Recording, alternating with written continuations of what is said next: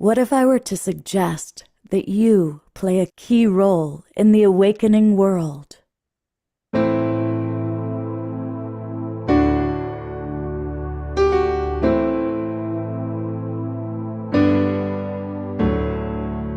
And that you are watching this because you have heard the call.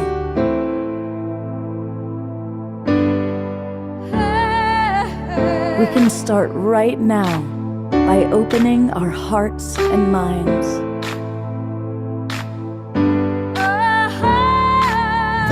Welcome to the awakening world.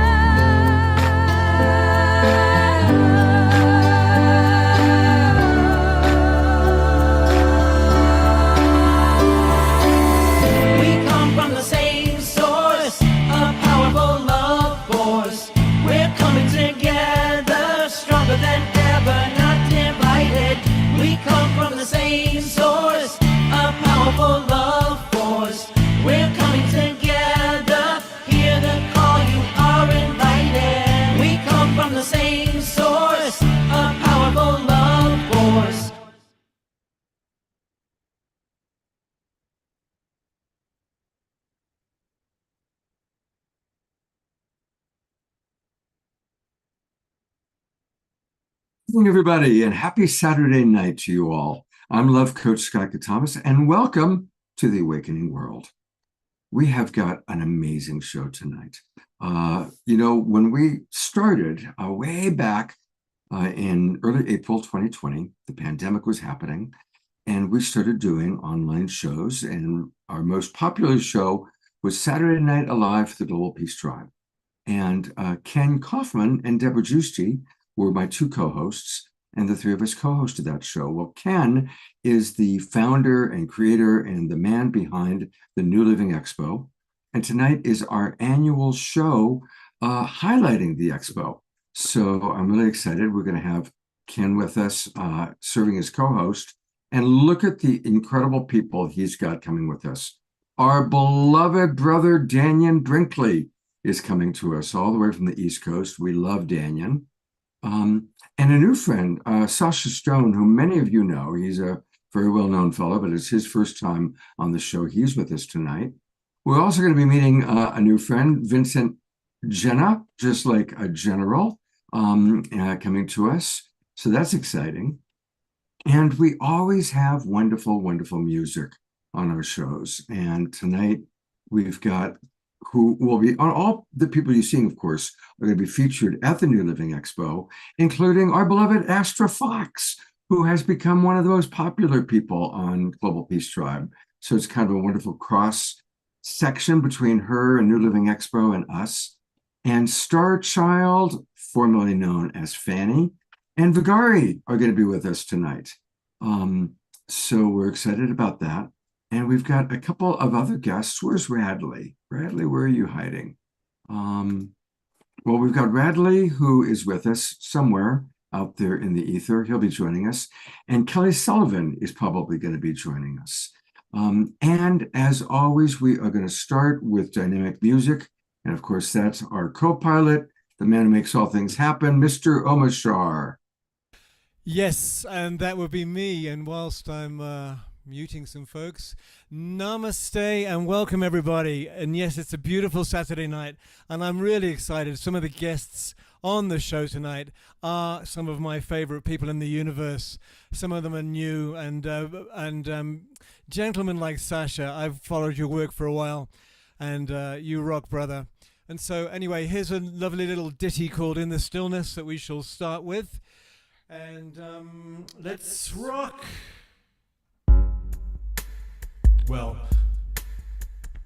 gently, that is.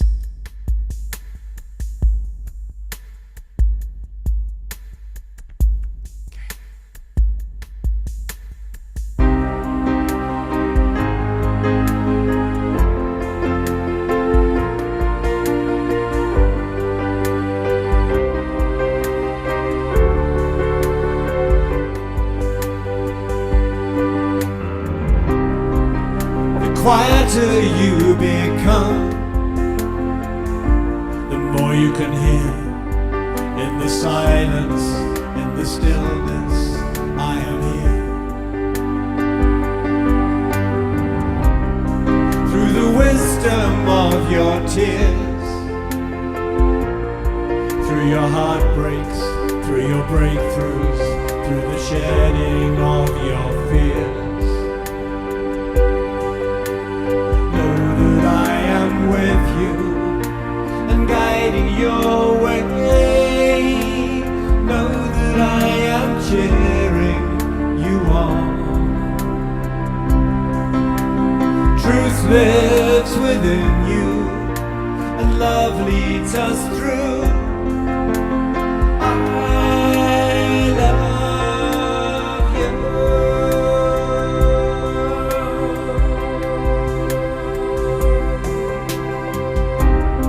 Now your heart and mind is clear, and you know that love is with you, love supports you, love is here. And you feel that you belong, and you're walking with purpose. You can hear your life's new song. So know that I am with you and guiding your way. Know that I am cheering you on. Truth lives within you and love leads us through. I love you.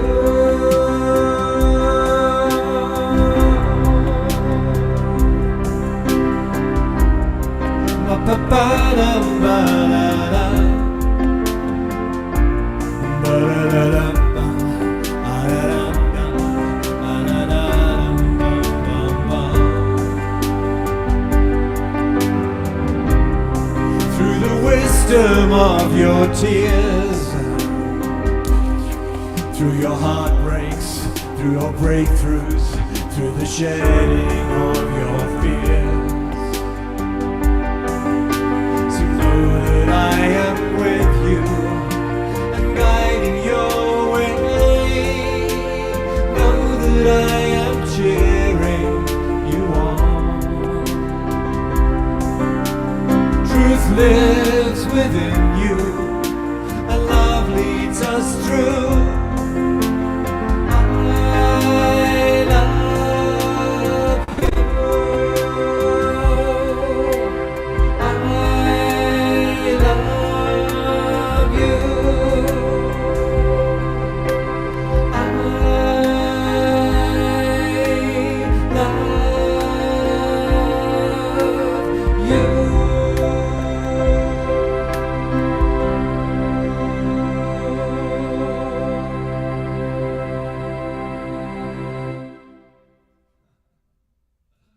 We are going to gallery view where we're all going to twinkle. For those of you new, we twinkle here on the Awakening World. Yes, and I do love you. I feel us all in this beautiful container, if you want it to be that, but we're expanding this out to the world. Thank you. See you later. Love you. Thank you, Omar Shah. And we will be hearing, of course, from Omar Shah throughout the show. And I want to welcome everybody watching on all of our different channels, all of our broadcast partners. If you're watching us on Facebook or YouTube or Conscious Awakening Network or Humanities Team, welcome. Also, those of you watching the recording, I know really our statistics show that most people watch the recording. So thank you. But of course, we also really love our in-person audience, our most loyal subscribers. So welcome, everybody. Well, I always enjoy, once a year, I get to co-host with Kenny Kaufman. And I've known Ken for decades. He's a great guy. As I said, he was one of the people who really helped get the Global Peace Tribe going. And so Ken, another year, another New Living Expo. For people that are new, who don't know about the new, share with them a little bit about it, and then I'll take people to the website. Okay, so basically the New Living Expo is a health and healing conference that's held once a year, and only once a year because my wife won't let me do it more often than that. because it's too much work. And it happens at the Marin County Fairgrounds the last few years, and it's happening Mother's Day weekend. So if you're in the area, highly suggest you coming out.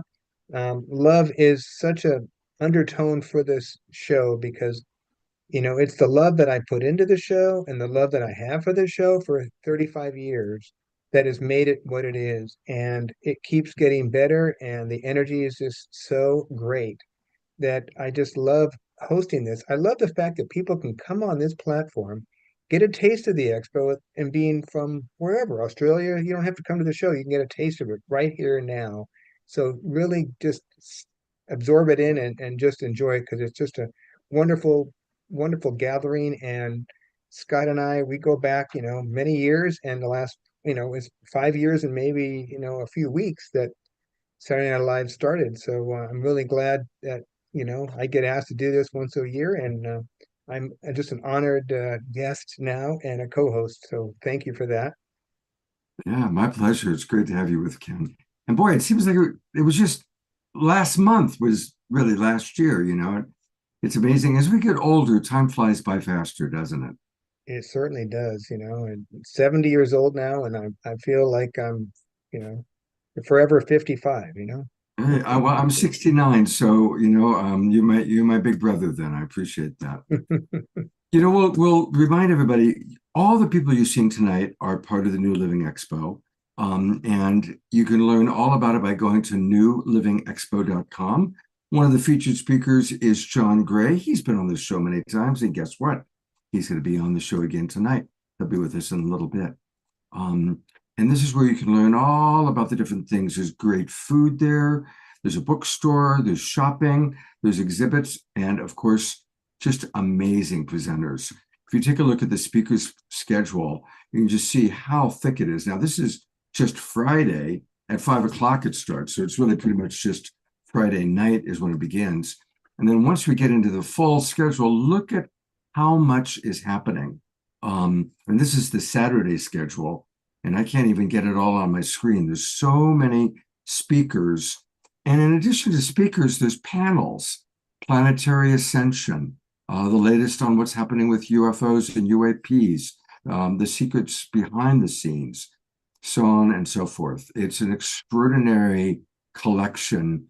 And many of our favorite presenters will be there in person. So you can actually have a chance to meet a lot of the people you've seen on this show live, including our first guest tonight, one of the most popular people that's ever been on the show. I'm going to do a brief introduction, then turn it over to you, Ken, to complete it. And of course, I'm talking about Dannion Brinkley. And I go all the way back to 1994 when I was working as a producer on a show called The Other Side. It was a daytime talk show on NBC. And I booked this guy, Dannion Brinkley. And Dannion and I have known each other ever since. I know he and Ken go all the way back.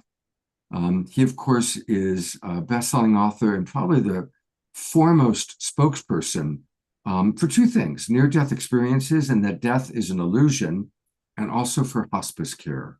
Dannion has helped thousands of people in hospice. I've watched him in action, and it's beautiful. So, Dannion, it's great to have you back on the show, and I'll let Ken add a few words as well.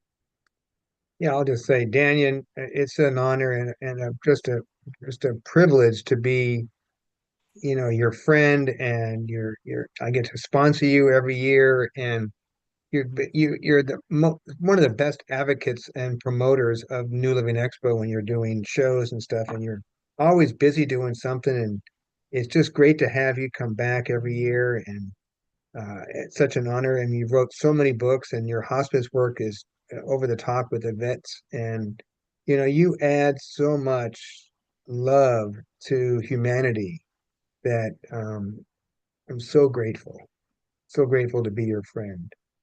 And it's great to have you. And you're just gonna rock it. And no death can get you. You're not ready to go yet. You've got 9 lives like a cat. You got a few more to go. So you know, I'll let you take it over from here, and enjoy everybody.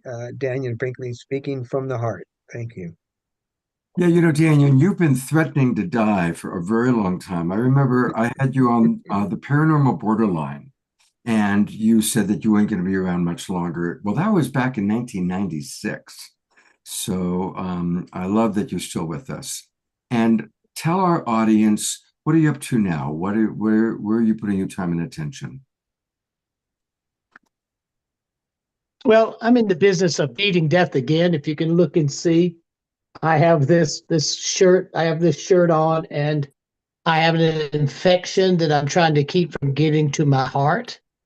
It's pretty amazing when you have an ejection fraction of between 19 and 20.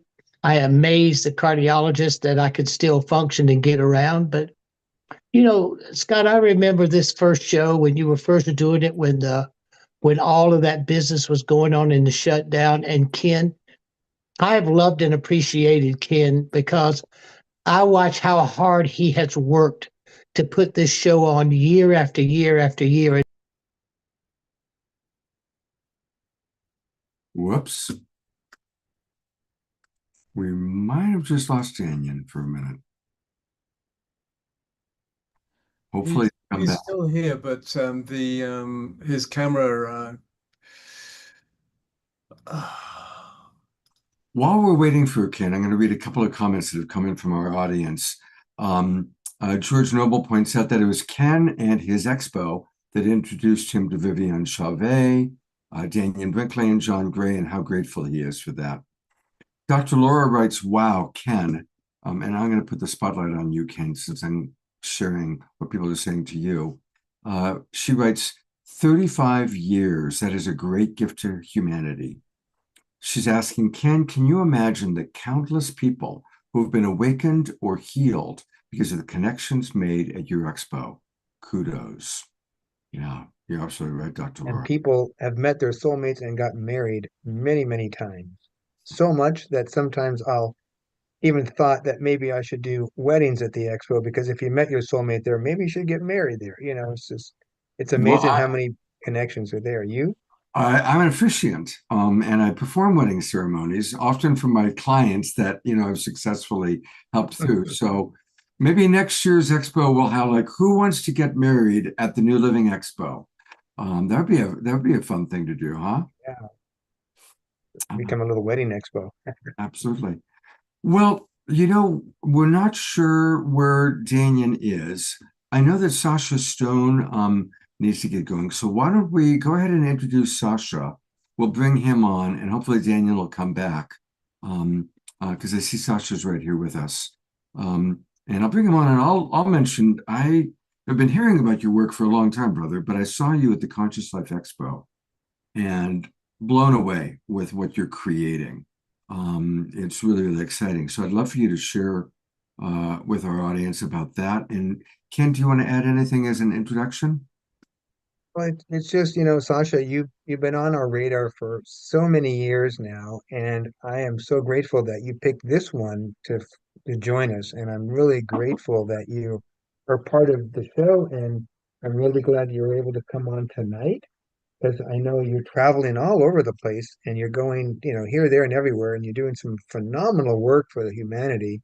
And I'm just so grateful and honored that you took the time tonight and to join us and give us a little taste about who you are and what you're about, because a lot of our attendees have never seen you before. You've never been with the expo before. So it's just like a nice opening. So, you know, let's see Well, what you have. indeed. Well, I'm very happy to join your family. What a beautiful, beautiful song Nicholas opened with. Very beautiful, and my first impressions are just delightful. You look like a sort of Hollywood matinee idol, Ken, and my lovely friend Scott looks like a rock god. So I'm in good company. Very happy to be in good a pantheon of archetypal gods. I've just got back to Miami in the last couple of days from Central and Southern Africa. I was there for 3 weeks. I broke my US tour in half so that I could get to Africa and continue some work out there. Just got back to pick up the second leg of my US tour, which will take me for the next 2 months, meandering across much of the East Coast and ending up actually in Tennessee, where on Midsummer's Day we will be consecrating the New Earth micronation in Tennessee, which we call Tanasi, named by the Cherokee originally. And the event that we're doing, the consecration and proclamation event of the New Earth land in Tennessee, in Midsummer's Day, is very important event. We have many of the paramount hereditary elders and leaders coming from around the country and actually from around the world, literally all around the world. Some coming in on the big screen, others are going to come in person. The King of Hawaii is coming in, and we are enacting an act of atonement. And in a sense, returning the land symbolically back to the First Nation peoples, since it was really heisted in the last 500 years of the Vatican conquests and all of that. So undoing those arcane spells and bonds is much of my work. The New Earth Project, the New Earth Initiative. So the mechanics of how do we unlock the invisible and visible treaties, contracts, compacts, which have bonded all the land, soil of the earth really into the corporation, the parent corporation. And how do we free ourselves as sons and daughters of God, as children of God, from those visible and invisible bonds as well, like treasury bonds and all of that stuff. So that aspect of the work that I've been doing for now 25 years is esoteric, but I believe it to be incredibly important. And I'm very pleased and honored that I am now enjoined by so many people from around the world in this undertaking, and certainly scores and scores and scores of the paramount chiefs and kings of kings, and the seminal hereditary elders and leaders from the Aboriginals in Australia all the way to Inuits in in the northern climes across the board. That's really the thrust of the work I'm doing, is claiming sovereignty of the soil, claiming sovereignty of the fabric of human soul from the thrall of a 2,000-year blood conquest of the Roman Empire. But really, in the last 500 years, I'd say the Vatican complex and how the imperial crowns of Europe were set forth under the banner of the Vatican to lay claim to all the gold, all the soil, and to the souls of our children. That's what treasury bonds are, and birth bonds are, and registrations and certifications. They're all ways that we've been securitized and collateralized by the corporation. And that satanic witchery must end if we're serious about the emergence of the Rainbow Warrior tribe, which is you and I, good humans with warm blood. And that's, I hope, describes in a few minutes the thrust of the work that I'm doing. Few things, Sasha. Dr. Laura wants to know if your ceremonies in Tennessee are open to the public. Can people come to that? To some extent, I mean, it's a big undertaking we're doing there. What I urge people to do is to go to they can go to my website and that way make contact and see if they can get into the event. There's about 350 people coming in. They are tickets. You have to purchase a ticket because we're putting on all the logistics, all the food, and all the catering, and flying in a lot of people from around the world. So it's not a money-making exercise by a long chalk. We'll end up underwriting it, but it is there's a ticket price to it. There's also a 3-day retreat leading up to it with myself, Dr. David Martin, Laura Eisenhower, Kathy O'Brien. I believe Foster Gamble is coming in. I'm certainly going to be cracking a whip on him and Kimberly. He said he wouldn't miss it for the world. The constitutional sheriffs, under the aegis of good, my dear friend, the Sheriff Richard Mack, coming in as well with the badges and the guns. And, we're really just putting a beautiful line in the sand to the war powers. And on that day, doing this consecration proclamation event, I'll also have the Secretariat of the International Tribunal for Natural Justice in attendance, and the Secretariat of the World Hereditary Council in attendance. So this is a planetary event. This is a line in the sand, Midsummer's Day 2025, Anno Domini, in the false light Babylonian calendar. It is time for us to reclaim this world for the sons and daughters of God. So that's the real work that we're doing. The short answer is yes, there may well be space for people to still come in. They'll have to go to the website and check that out. Okay, so I want to share a few things. I put this in the chat box, but for all of you watching on Facebook, YouTube, or the recording, Sasha is in the midst of quite a tour schedule. He's off to Melbourne, Florida on April 27. Then he's doing the Charlie Ward Miami event on May 2nd. May 4th, he's in Fort Lauderdale. And then he comes to us. He comes to San Rafael, where I will be there, and many of us will be there meeting him in person at the New Living Expo. After the Expo, he's heading to Asheville, North Carolina on May 20th. On May 22nd, he goes to Charlottesville, Virginia. May 25th, he goes to Tyrone, Pennsylvania. May 31st, Manhattan.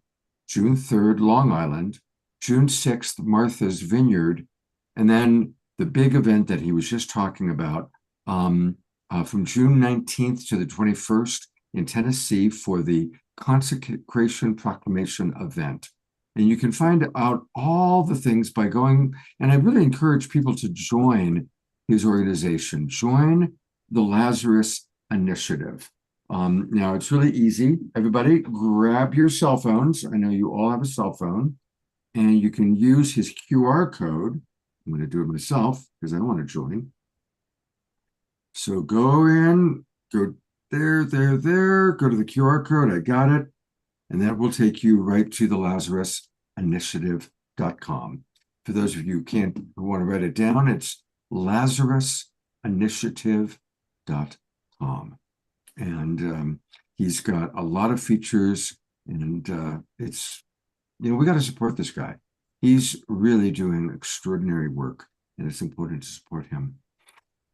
So, Sasha, I've got to ask you, what are your thoughts about the death of Pope Francis and how that may help with the shift that we're all wanting to see take place? Thanks for that question. That for me is a pointed question. I'm not a fan of this Jesuit Pope, and I don't buy into the fact that he was a progressive individual. He was simply entrusted with a function. He was under instruction to conduct a soft demolition of the Vatican. Over the last few years, the Vatican technically went into foreclosure on the 1st of April 2013. And as a direct result of the One People's Public Trust filings under UCC convention in late December of 2012, 90 days of no rebuttals, and the Vatican technically went into foreclosure. People of the world don't know that as a rule. I've been very deeply involved for over 20 years. I exaggerate, it's exactly 20 years, since 2005. I've been directly involved at times as one of the living trustees of hereditary redemption connected to the collaterals, hereditary collaterals. It's a long, deep, convoluted, and very enigmatic story about how the world now reclaims itself from this long thrall of corporatization, of being, conquested and contained and bonded. It goes back to 1066. It goes back to, the doctrines of discovery in the Vatican in the 15th century. It's a complicated story, but this Pope who just shuffled off the mortal coil was very much under instruction to undertake the soft demolition. And to that end, I dare say he fulfilled his mission, but it does not excuse the fact that he was directly involved in the Argentinian junta in the 1970s in trafficking exercises and what have you. But then that's the whole story, really, of the Vatican, and which is the genesis point of the deep state, the so-called deep state, that very Leviathan, which, love him or hate him, Donald Trump and Bobby Kennedy and others are seeking to dismantle right now.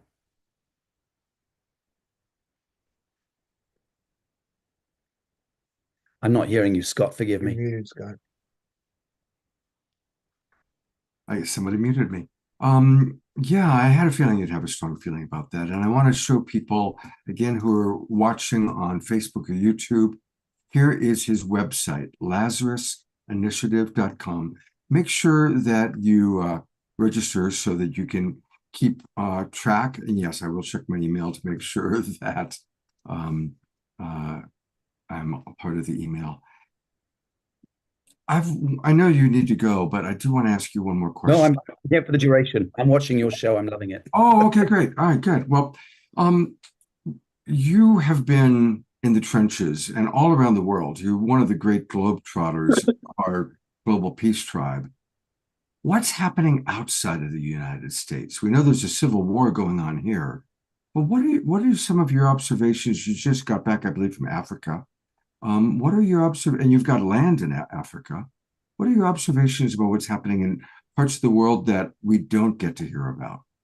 In the first instance, I have a home in Bali in Indonesia, which is very famous in Bali, known as Akasha, New Earth Haven, and I've had that for 20 years. I have about 35 or 40 staff out there, and that's a beautiful place which receives people from around the world. A lot of people do a kind of pilgrimage to that place. It was designed and built really to elevate art, beauty, and consciousness as a signature.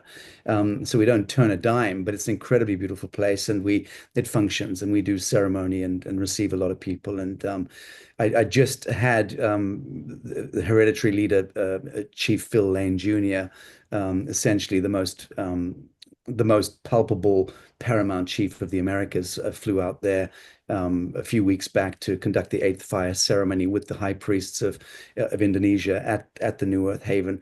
We were really bridging the hemispheres with a very sacrosanct event. Um, Asia is in a state of discombobulation, I would suggest, in the main. It's kind of in a whirligig space. Africa, from which I've just returned a couple of days ago, I was with the King of Kings of Southern Africa, of Central Africa, and meeting with the Parliament there, meeting with leaders in a couple of the governments there. One of the leaders just phoned me about an hour and a half ago, saying that there was a kidnap attempt against him this afternoon. He telephoned me and asked me to help get the word out, which I've been doing with special forces in Southern Africa in the last hour or so. You know, what I'm saying is the work that I'm doing in the form of diplomacy that I am engaged in is it's very cut and thrust. It's 8 days a week, and my phone rings constantly.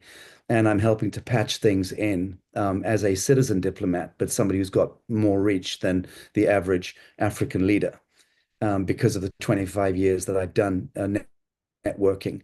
So I get a good, getting to the answer of the question, I have a good finger on the pulse, a very good finger on the pulse. I'm speaking to leadership constantly, whether it's hereditary leadership or political leadership or cultural or religious leadership and so on. Africa is on the cusp, moving from Asia to Africa. Africa is on the cusp of systemic revolution of the most positive, upshifting kind we could imagine.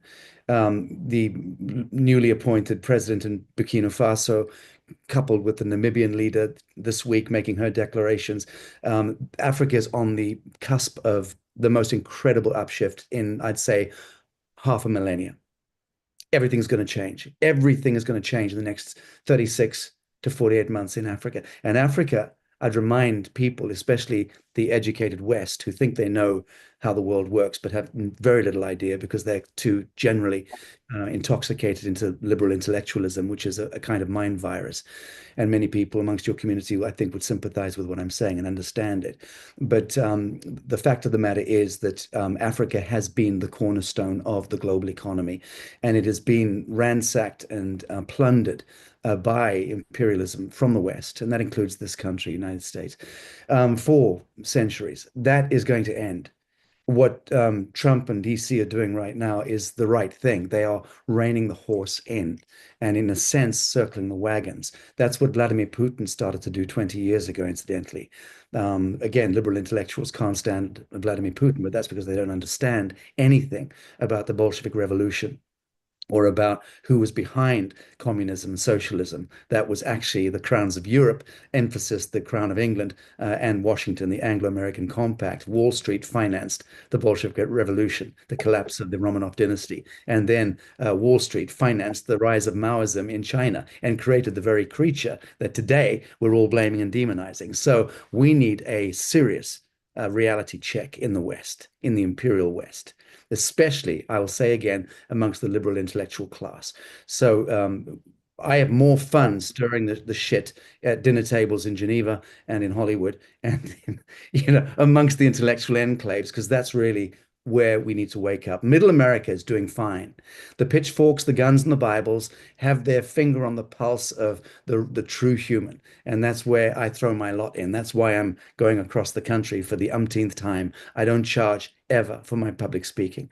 I'm going to do a social tour. I pay for my own touring in that sense because I want to learn from Middle America and I want to be heard as well. I'm bringing some message of redemption and salvation in a sense to the people that I care the most about. But the whole world is on the precipice of this upshift, and the I can tell you this much in closing: the extraterrestrial aspect is so real.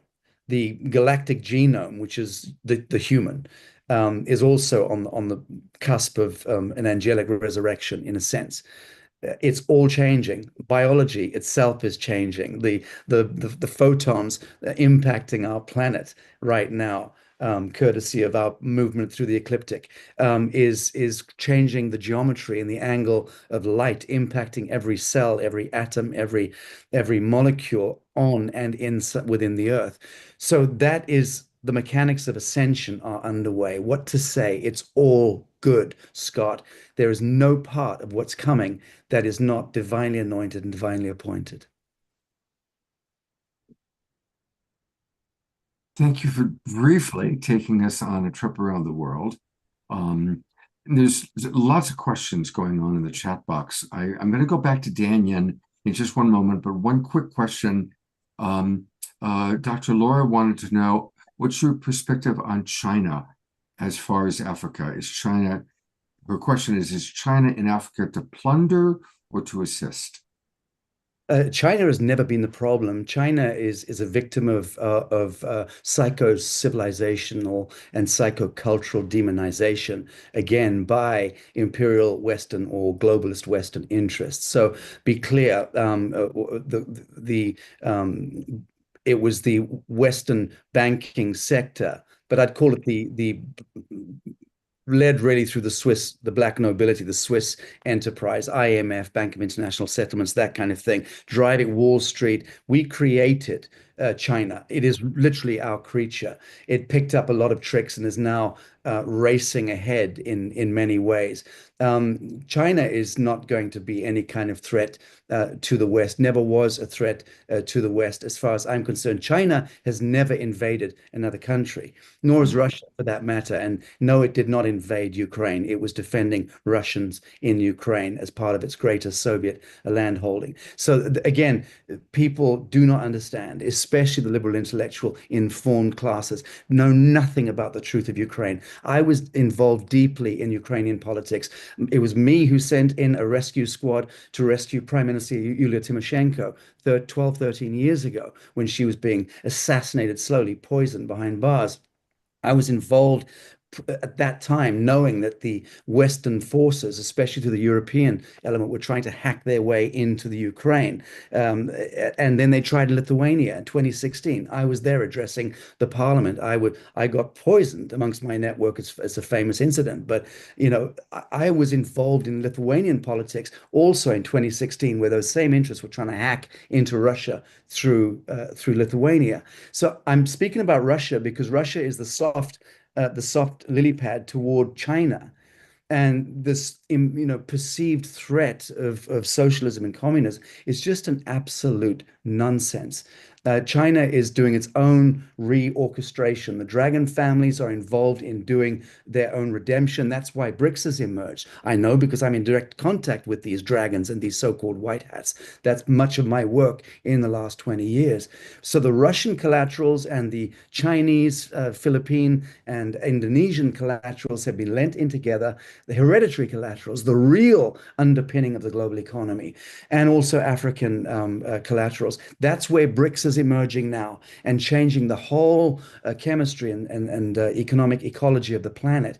China is not the Western media driven by certain interests, seeks to continue to create the artifice of these threats, existential threats, in order to conflate, construe, and scare people into a state of abeyance to new agendas that then get installed.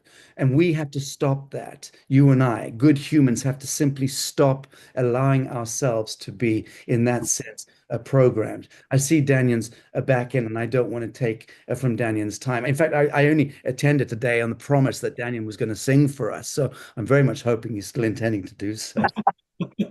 I miss you, brother. I miss you. Sasha, thank you so much. And you provide a really valuable. I recognize that a lot of what Sasha says might be very different from what people have read or believe. And here we are open to all thoughts and beliefs. We don't judge. But I think that Sasha and his work is definitely well worth other people, at the very least, go to his website, sign up, learn more about what he has to say, because it's important. And there are a lot of comments that came in, most of them very positive, a few a little bit triggered. But I want to acknowledge one, which is certainly the one I resonate the most with. It's from our dear Astra, who commented on what we heard Sasha say. There is nothing that is coming that is not divinely appointed. Ashe, may it be so. And speaking of divine appointment, he's back. Thank you, Sasha. Daniel Brinkley.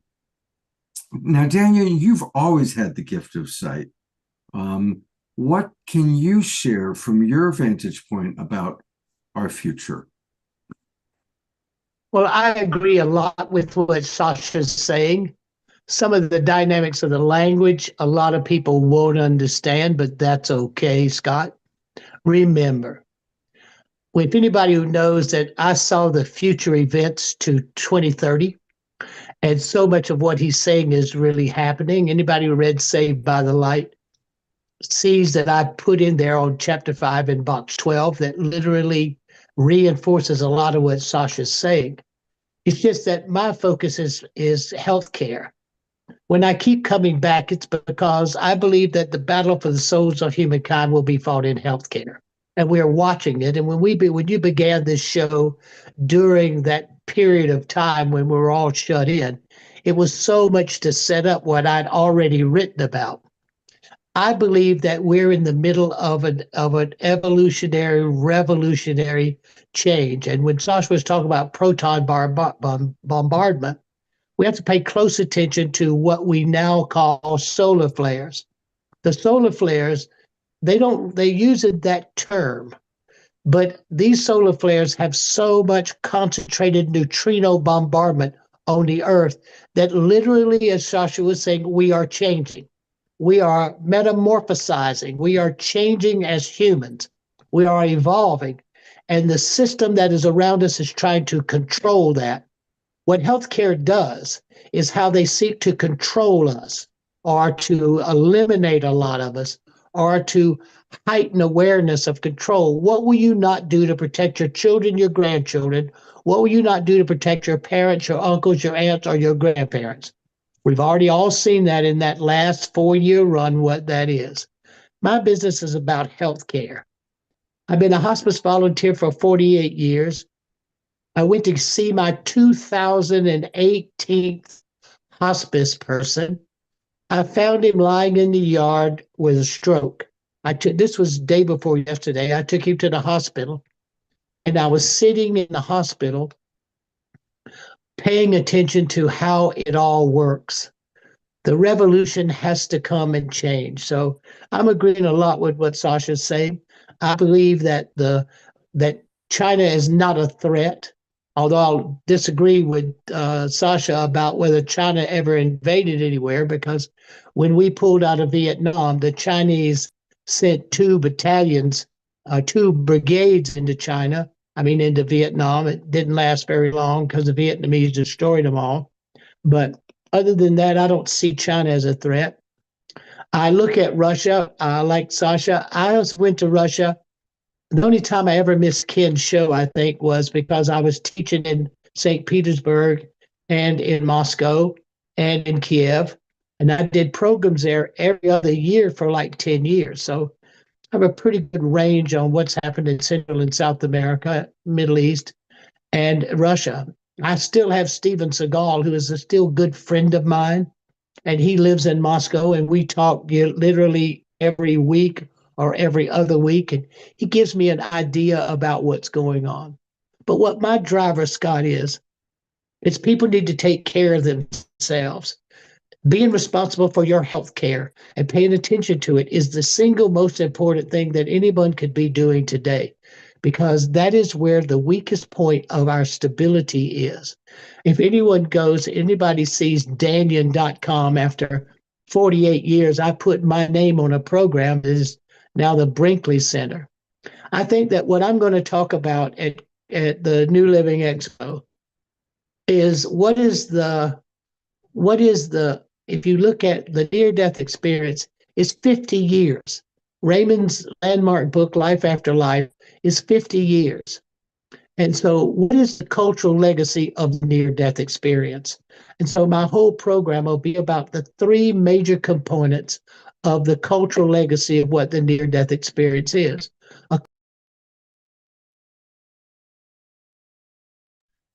I think he's gone. Well, Astra, turn your camera on because I was going to go to you after Danyon. If he doesn't come right back on, I think we'll go to Astra because after everything we've heard from Sasha and Danyon, it'd be good to have a little bit of music. By the way, Sasha. I'm here, Scott. Are you back? Where are Yeah. you? I'm right here. There's no video. We're just going to listen to you, Danyon. Okay, here's the audio, Scott. The cultural legacy of the near-death experience. And I'll go into detail at Kenny's show. No one's going to die. It does not happen. It's the dumbest thing that's ever been placed upon us. Number two, 95% of everybody who has a near-death experience says they lifted out of their body. They saw their body lying in the bed, in the car wreck. They saw their body lying somewhere. Well, if you could watch your body, Scott, then you are not that body. And why I can never see what people have never come to realize, Scott, that if you can look at your body and you're floating above it, then you are not that body. And I'm going to go into detail how to establish the fact that you're not that body. Because if you're not that body, because you could look at it, then what is important? You're either solid, liquid, or a gas. And because of quantum physics, we now have another name. We have another name. It's called plasma.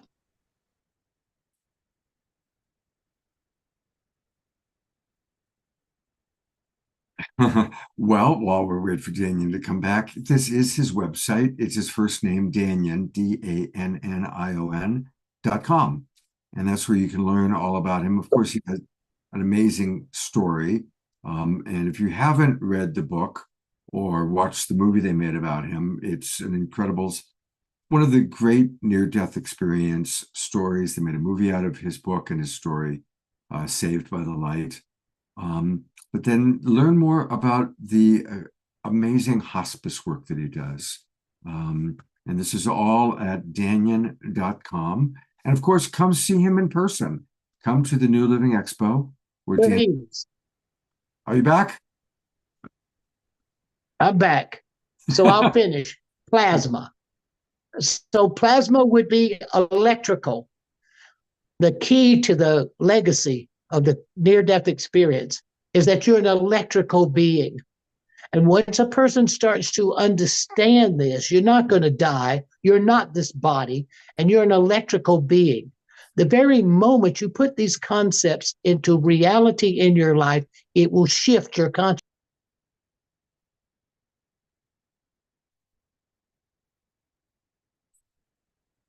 It'll shift your consciousness the way it is shifting our audio back and forth and in and out. Just got to roll with the punches, kid. I'm really sorry about this, Scott, but remember this. Don't miss. If a person wants to truly open up their minds and their hearts, do not miss Kenny's show.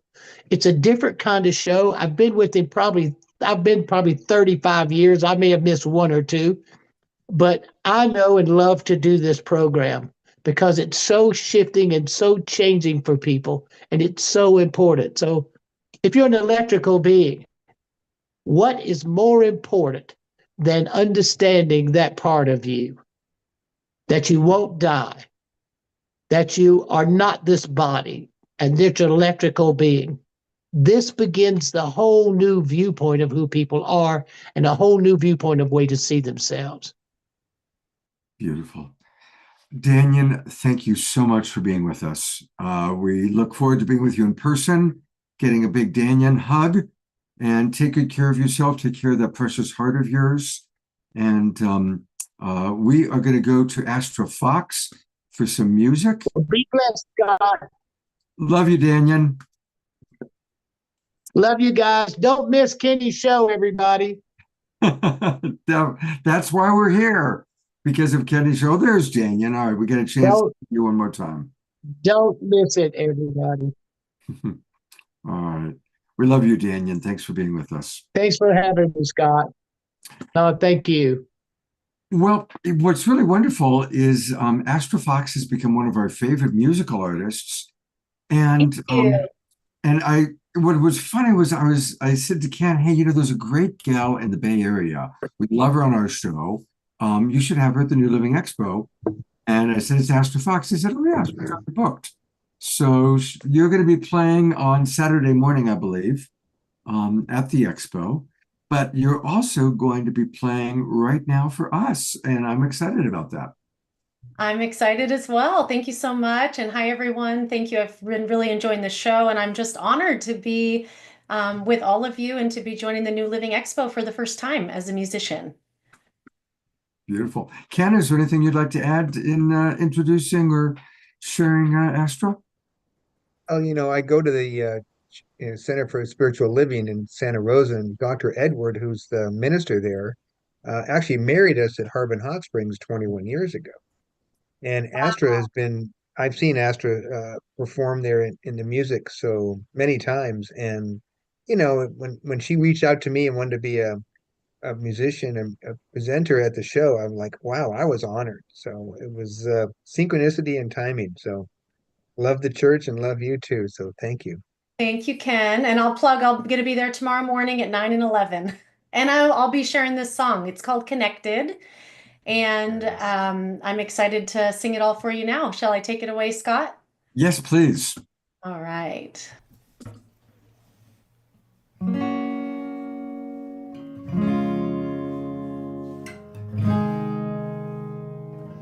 So I allow you to, or ask you to take in these words, these melodies, and this song to remember your divinity. I am connected to this divine source of love that guides me through this world.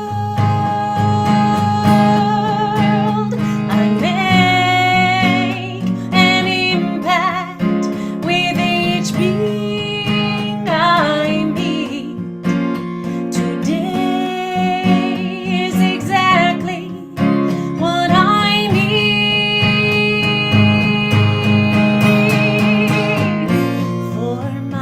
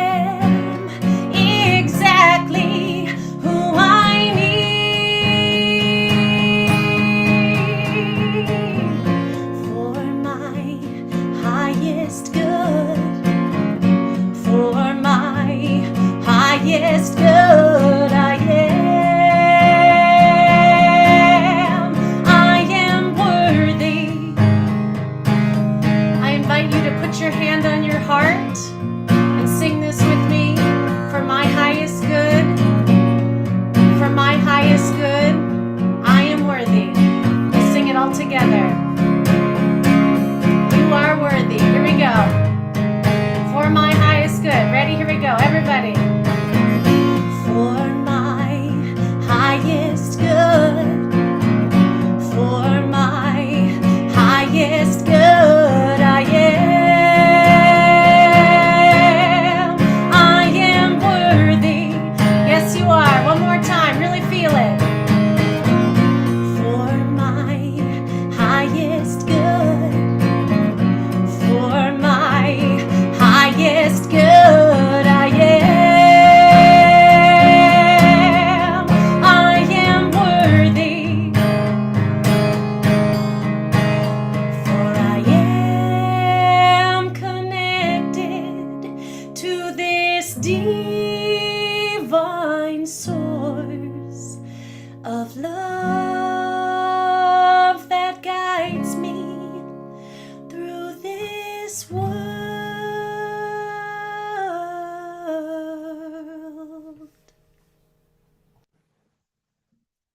Ah, let's all give her a big twinkle. That was beautiful.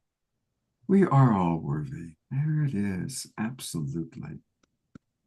Thank you, everyone. I want to point out a couple things. Astra, tell us about this very special online activation that you're going to be doing. Oh, thank you so much. And, I haven't even shared this on socials or my website or anywhere. So y'all are getting it first. It's on Tuesday, May 27th, and it's a free 1 hour webinar where I'm going to be sharing a process that I developed through my own creative exploration. I used to have a lot of beliefs about my creativity and songwriting, like I only write songs when I'm depressed. Happy songs are cheesy, right? And that creativity came spontaneously and randomly, so that I couldn't really sit down and be intentional or really plan out when I wanted to allow my creative expression to come through. So this is for everyone because we're all creative beings. And so if you're creatively curious or you already identify as being a creative, you are welcome here. As I said, it's free to attend. It's an hour on Zoom, and it's part of my Creative Awakening series that I'm doing, where I'm pairing my creative gifts of songwriting and tapping in as a creative channel, as well as my spiritual life coaching and mindset alchemy as a master practitioner of NLP and hypnosis. So please go to the link and sign up, and I'd love to see all of you there. Beautiful. And she mentioned her coaching, and you can learn all about her coaching by going to her website, which is joyfulpurposecoaching.com. Joyfulpurposecoaching.com. And what a beautiful, oh, are you going to take me to one of those things? And how many which one's motorcycles? And I never know, well, are we supposed to does that include this bit or anyway? Right. Are you a robot from a robot? Exactly. Not yet. AI hasn't gotten a hold of me quite yet like that. But Joyful Purpose Coaching is where you can find the wonderful things that she has to offer. And she's going to be back with one more song a little bit later on in the show. So it's great to have you with us. Thank you so much. Thank you, Scott. I'm going to put the link for the workshop in there because, as I said, it's not even on my website yet. So y'all. Okay, great. And I'll share that again when you come back on. Perfect. Thank you so much. Thanks, everyone. And a reminder that everybody you're seeing tonight, for the most part, is going to be at the New Living Expo. And so you want to be there too. The New Living Expo, you can learn all about it by going to newlivingexpo.com. It's happening in San Rafael at the Marin County Fairgrounds, May 9th, 10th, and 11th. And it's going to be a wonderful gathering of tribe. Back in the day, everybody was looking for their soulmate. And now everybody's looking for their community or their tribe. And you will find your community, you will find your tribe at the New Living Expo. It's going to be a great place where all of us can come together, connect, enjoy good food, listen to Astro play music, listen to all the presenters you're seeing tonight, presenting their wisdom and all All good stuff. Also, want to invite all of you who are watching on Facebook and YouTube, and I see that we went out to over 150 Facebook groups and pages today. Thank you to the Sign Network for doing that. Thank you, John and Summer Raymer. And for those of you who are watching that way, come on into the Zoom room. It's easy. Just go to globalpeacetribe.com, globalpeacetribe.com. Click register for the new season. That'll take you to our registration page. There's lots of different ways that you can come in. And what will happen is you'll immediately get the Zoom room links for all of our shows for the next 3 months. We do a show every Wednesday night and every Saturday night. All of our shows are filled with amazing presenters and always great music. Our beloved house musical artist, Amashar, and guests like Astra Fox. So definitely come join us. I'm going to turn it back over to Ken, our co-host tonight, to introduce our next guest. Well, thank you again, Scott and Astra, and just loving all the music and the good vibes. So we'll keep that going for the next couple of weeks so we can launch this expo. Vincent Jenna has been one of our on our radar for several years to get him into the show, and by the grace of God, he agreed to do it. He's a psychic therapist, a celebrated medium, and a spiritual master known as the visionary of our times. He blends over 41 years of expertise in spirituality, metaphysics, and psychology to inspire transformation. Through his best-selling books, podcasts, media appearances, Vincent empowers people worldwide to achieve extraordinary breakthroughs. He'll share with us today some of his insights and some of his wisdom. And I really look forward to hearing what he has to say. And we'll see more of him 90 minutes on Saturday, May 10th at 11:30. If you make that one of your date things to do when you're here in San Rafael, north of the bridge, maybe 20 minutes, very easy to get to. And we have the Embassy Suites, which is where all the speakers are going to be. And then all the exhibits are at the Marin Center. And we have the outside area is also food, music, body movement, and exhibitors outside too. So lots of good things happening. So take it away, Vincent. Well, Ken, thank you very much. And I am excited to be there. And by the way, also on Friday from at 4 p.m., I believe it is, I'll be doing a talk, Become Unstoppable, What's Holding You Back? And as Ken said, I am a psychic therapist and spiritual teacher and medium. And I'm also proud to say that I'm one of those middle-class humanists. I wouldn't say necessarily a liberal, but I'm there, and I'm very proud to say that. I mean, somebody needs to help heal this world. In any case, yes. Why I call myself a psychic therapist is because when I began having this psychic ability and I was getting into the deep psyches of the human mind and the soul for people, I felt a responsibility to really learn more about the human mind. So I actually went back to school full time and I obtained my BA in psychology and my master's in clinical social work. So yes, you can say I'm both a psychic and a psycho. A therapist. I just want to make sure that that's clear there. And like Daniel, which Daniel and I just did a weekend gig over in Charlotte, North Carolina with George Norrie. So that was really exciting. We had a great time there. But we come to find out that I was a hospice clinical social worker for several years and also helped many, many clients through the actual dying process, as well as their caregivers. So I totally relate to what Daniel says about that and his experience there. But I did want to just say that on Friday, my talk is about basically my book that I've written, The Secret That's Holding You Back, one of the bestsellers that I've written.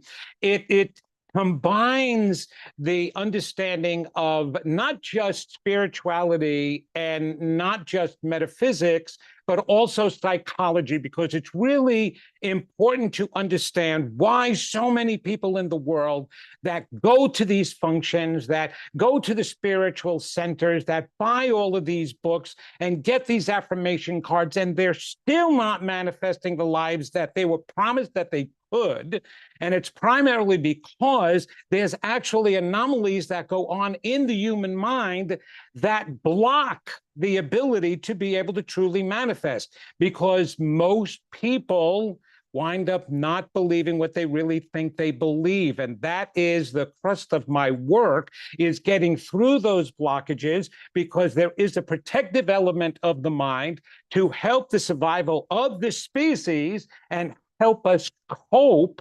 It actually blocks what we're really believing about ourselves. And why that's so important to understand is because we are not connected to that force, that law of attraction, whatever you want to call it. George Lucas called it the force, and it is connected in our unconscious minds, not our conscious minds. So it really is a little falsehood to say that thoughts manifest, because if thoughts actually manifest, in the moment you thought something, boom, instantaneously something would happen. By that right, half the world would be dead right now. The other half would be billionaires from winning the lottery so much, okay? So it can't be connected there. It's connected in the unconscious mind. And the unconscious mind accounts for 95 to 98% of your entire mind. So when you're walking around saying, oh, I know myself, I know what I'm thinking. No, you don't. Only 2 to 5% is what you're aware of. All the other stuff is going on underneath the surface. So all of those accumulated, I call them the I'm not. I'm not good enough. I'm not deserving. I'm not worthy. I'm not lovable. They're actually the influencing force that's connected to the law of attraction, and that's actually what's creating your life. But we don't know that, because we need the coping skills to be able to function daily. And so that's what the brain does, because the two highest functions of the brain is, one, to keep us alive, and two, to protect us in order to keep us alive. So we really can't walk around with those I'm nots, because we wouldn't be able to function. Those people who don't have that protective functioning working well are the ones that are walking around with major depressive disorders and anxiety disorders, because all day long, all they hear in their mind is, I'm not good enough, I'm not worthy enough, right? But the rest of us have these incredible coping skills. As a matter of fact, as a psychotherapist, I taught those coping skills. And we even use cognitive behavioral therapy techniques and all these different modalities just to allow people to function and mostly survive. But we've come to understand, everybody who's listening here, everybody who's going to this expo, we come to understand that we're more than just surviving beings, at least we're supposed to be. We're supposed to be thriving. And the only way you're going to thrive is by getting really deep down and getting rid of those scars, those injuries, those hurts, those maladaptive beliefs that are influencing that law of attraction. So that's what my talk is going to be about. It's actually going to be a condensed version of my book, The Secret That's Holding You Back, but it's extremely powerful. I just did this the exact same talk in Sedona back in March at the Sedona Ascension Retreat. And it was extremely powerful for people, because they come to realize things that they never thought of before. So if you are not manifesting what you truly want to manifest, and not everybody is manifesting everything they want, if you don't have abundance in love, if you don't have abundance in finance, if you don't have abundance, like Daniel and some others were talking about health, if you don't have that, if you don't have a rewarding, fulfilling job, it's because something is getting in the way, because that's the promise of who we are and what we're capable of achieving. So that's what my talk is going to be on Friday. Now, on Saturday, the workshop is going to be really exciting and magical, because I am going to teach you and actually take you on a full past life regression. We're going to do two different versions of it. The first one is to give you a taste of some of the past lives you had, to be able to see it. The second one is going to take you to a very important place, a place where there might be some blockage, some issue that you continuously deal with in this life, or what else may be getting in the way besides those protective mechanisms and defenses. That past life and seeing it can actually shed light and help you understand and change the things that you want. Every time I do a past life regression with people, they are amazed, especially those who have never been through a past life regression. You definitely want to experience it. Why is it so important? Can we just live this life here and pay attention and focus right on the here and now, just like so many people say? Yes, you can, okay, but you can only get so far. Remember something that's really important. We are an entire accumulation, not just of this lifetime, but of all your lifetimes. You have brought in with you in this one the things you want to experience. You created a plan for yourself, the dreams you truly want to attain in order to experience yourself, and then some of the tools and talents and gifts you had in those past lives, some of the knowledge you had in those past lives. And sometimes when we do that, we also bring in some extra things we don't want to take with us. Sometimes when we're trying to correct something, a karmic issue of some kind from a past life, not only can we replicate it, we can make it worse, or still not understand it or resolve it. And it becomes very frustrating. Yes, you're going to forget what those past lives are because you have a chance to kind of start clean. But in psychology, we actually, and psychologists understand this, but they don't understand where it's coming from. All they call it is nature versus nurture. So in other words, what psychologists believe is that, yes, you come in partially with a clean slate and partially with some predispositions. Well, we do come in with predispositions physically, right? Now, genetically, we may inherit some of the genes and some of the issues from our family members. We may choose to come in with some other predispositions in order to help us go through a learning process here that we are attempting to go through, okay? So in that way, we bring in things and set things up for ourselves. And yes, will we set up challenges for ourselves? Absolutely. Don't we do that here? I mean, how many of us always feel that we achieve more when we challenge ourselves, or when we're faced with a challenge? And you always hear this, I'm best under pressure. You know, when I have a deadline, I always do my best. Those are challenges. Or we always know in this New Thought, New Age movement that these challenges and these learning experiences help us to grow, help us to evolve. So we'll bring some of that in with us, right? Well, during this past life regression, you'll get to see possibly some of those things you brought in with you. And in actuality, every time you see something and you become aware of an issue, that is part of the healing process. Let's face it, when you go to the doctor, if you just walked into the office and you said, something's wrong. Well, what are you feeling? I don't know. I'm just feeling something. Something's off.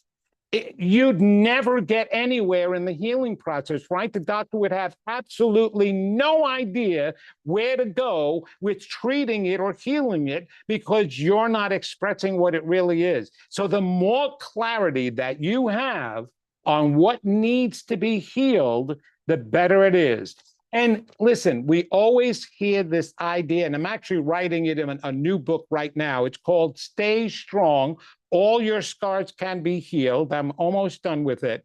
And in it, I have a chapter about the idea of forgetting your past.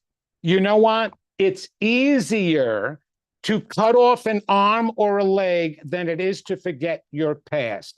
What goes in here stays in here. You learn that in cognitive psychology, okay? And so, yes, it's nice to look forward, but sometimes if you're only looking forward, you keep seeing where you're not, rather than seeing how far you've come. So looking back definitely has its advantages. So looking back even further can have even more advantages. So I'm really excited about offering those two programs. So definitely come, definitely join me there. So Friday at 4 p.m., it's Become Unstoppable, What's Holding You Back.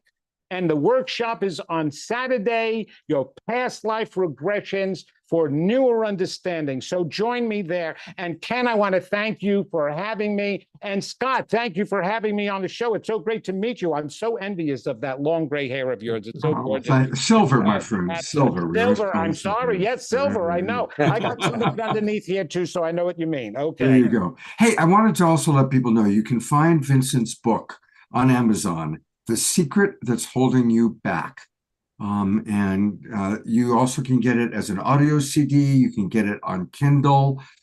So whatever your preferred way to learn is, but Vincent obviously has a lot of wisdom to share. Thank you. Right there on Amazon, The Secret That's Holding You Back by Vincent Jenna. And Vincent, thank you so much for being with us. I'll look forward to meeting you in a couple of weeks at the Expo. Same here. Absolutely. I'm looking forward to that. I'm actually going to see several of my friends there when I get there. So I'm really excited about that too. Fantastic. Also, you can get it to sign his book, and you can buy it at the show too, but you can have it signed by him, wet signature. Yeah. Absolutely. And I mean, hey, listen, my signature is worth something, at least the cost of the book anyway. But, I used to be a professional singer, actor, and dancer. I didn't say that. That was my beginnings. I was in the movie Grease, my greatest claim to fame, right, as a dancer. So, yeah, so it has some value if you have. So I did for autographs back then, too. Vincent, you're great. Thank you so much for being with us. Thank you. Well, it's time for a little more music. And I'm really grateful that our beloved star child, formerly known as Fanny, and her partner Vigari are back with us. We love you two so much. And it looks like I took you a little bit by surprise. But are you guys about ready? Yes, here we are. Fantastic. Are you enjoying the show tonight, Vigari? Yes, it is. It's quite a stimulating subjects to take in. Yeah. Well, we love you and your music. And so it's great to have you with us tonight. Thank you so much. Star Child, what would you like to share before you play? Oh, I think it's so amazing to hear Sasha Stone and the deepness of his journey on this planet to try to awaken all of us and do his work. And Vincent, you are so funny, my friend. I wish I could fly and take the workshop to find who is in my past life and to understand more who I am. And I am here to play this beautiful song with my partner. And tonight is really special. I'm really honored to be here and be on the Global Peace Tribe. It's so much fun to hear all these great thinkers and these great avatars and teachers. Thank you. And this song is called Breathe. Breathe. So take a deep breath. Here we are, baby.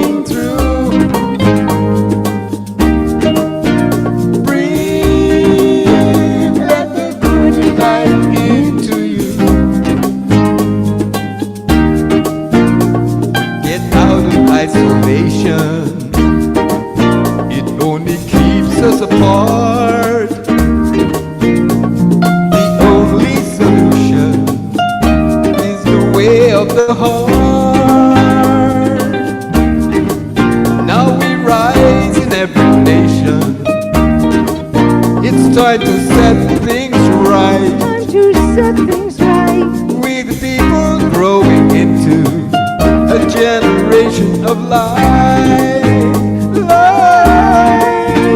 Breathe, there's a fresh wind blowing through.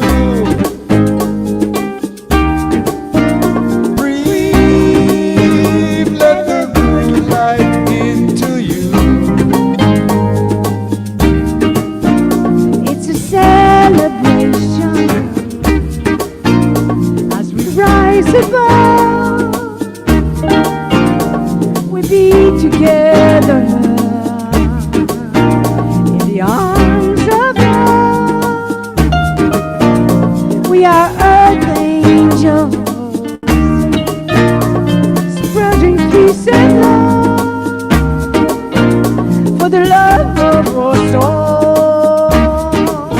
We shall rise in love, in love. Breathe, there's a fresh wind blowing through.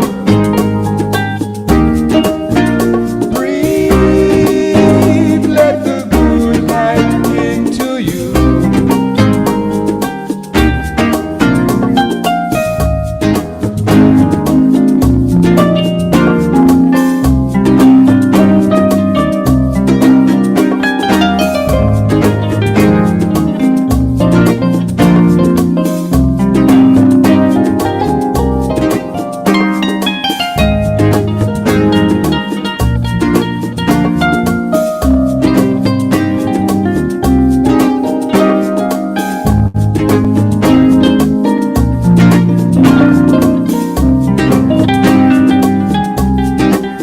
There's a transformation going on around you. You can see the reflection of something that I'm feeling inside. It's a revelation. Bring people together in the love revolution. For the sake of the world, yeah. Breathe, let the vision going through. Breathe, let the good life into you. Breathe, there's a fresh wind blowing through. Breathe, let the good life into you. Breathe.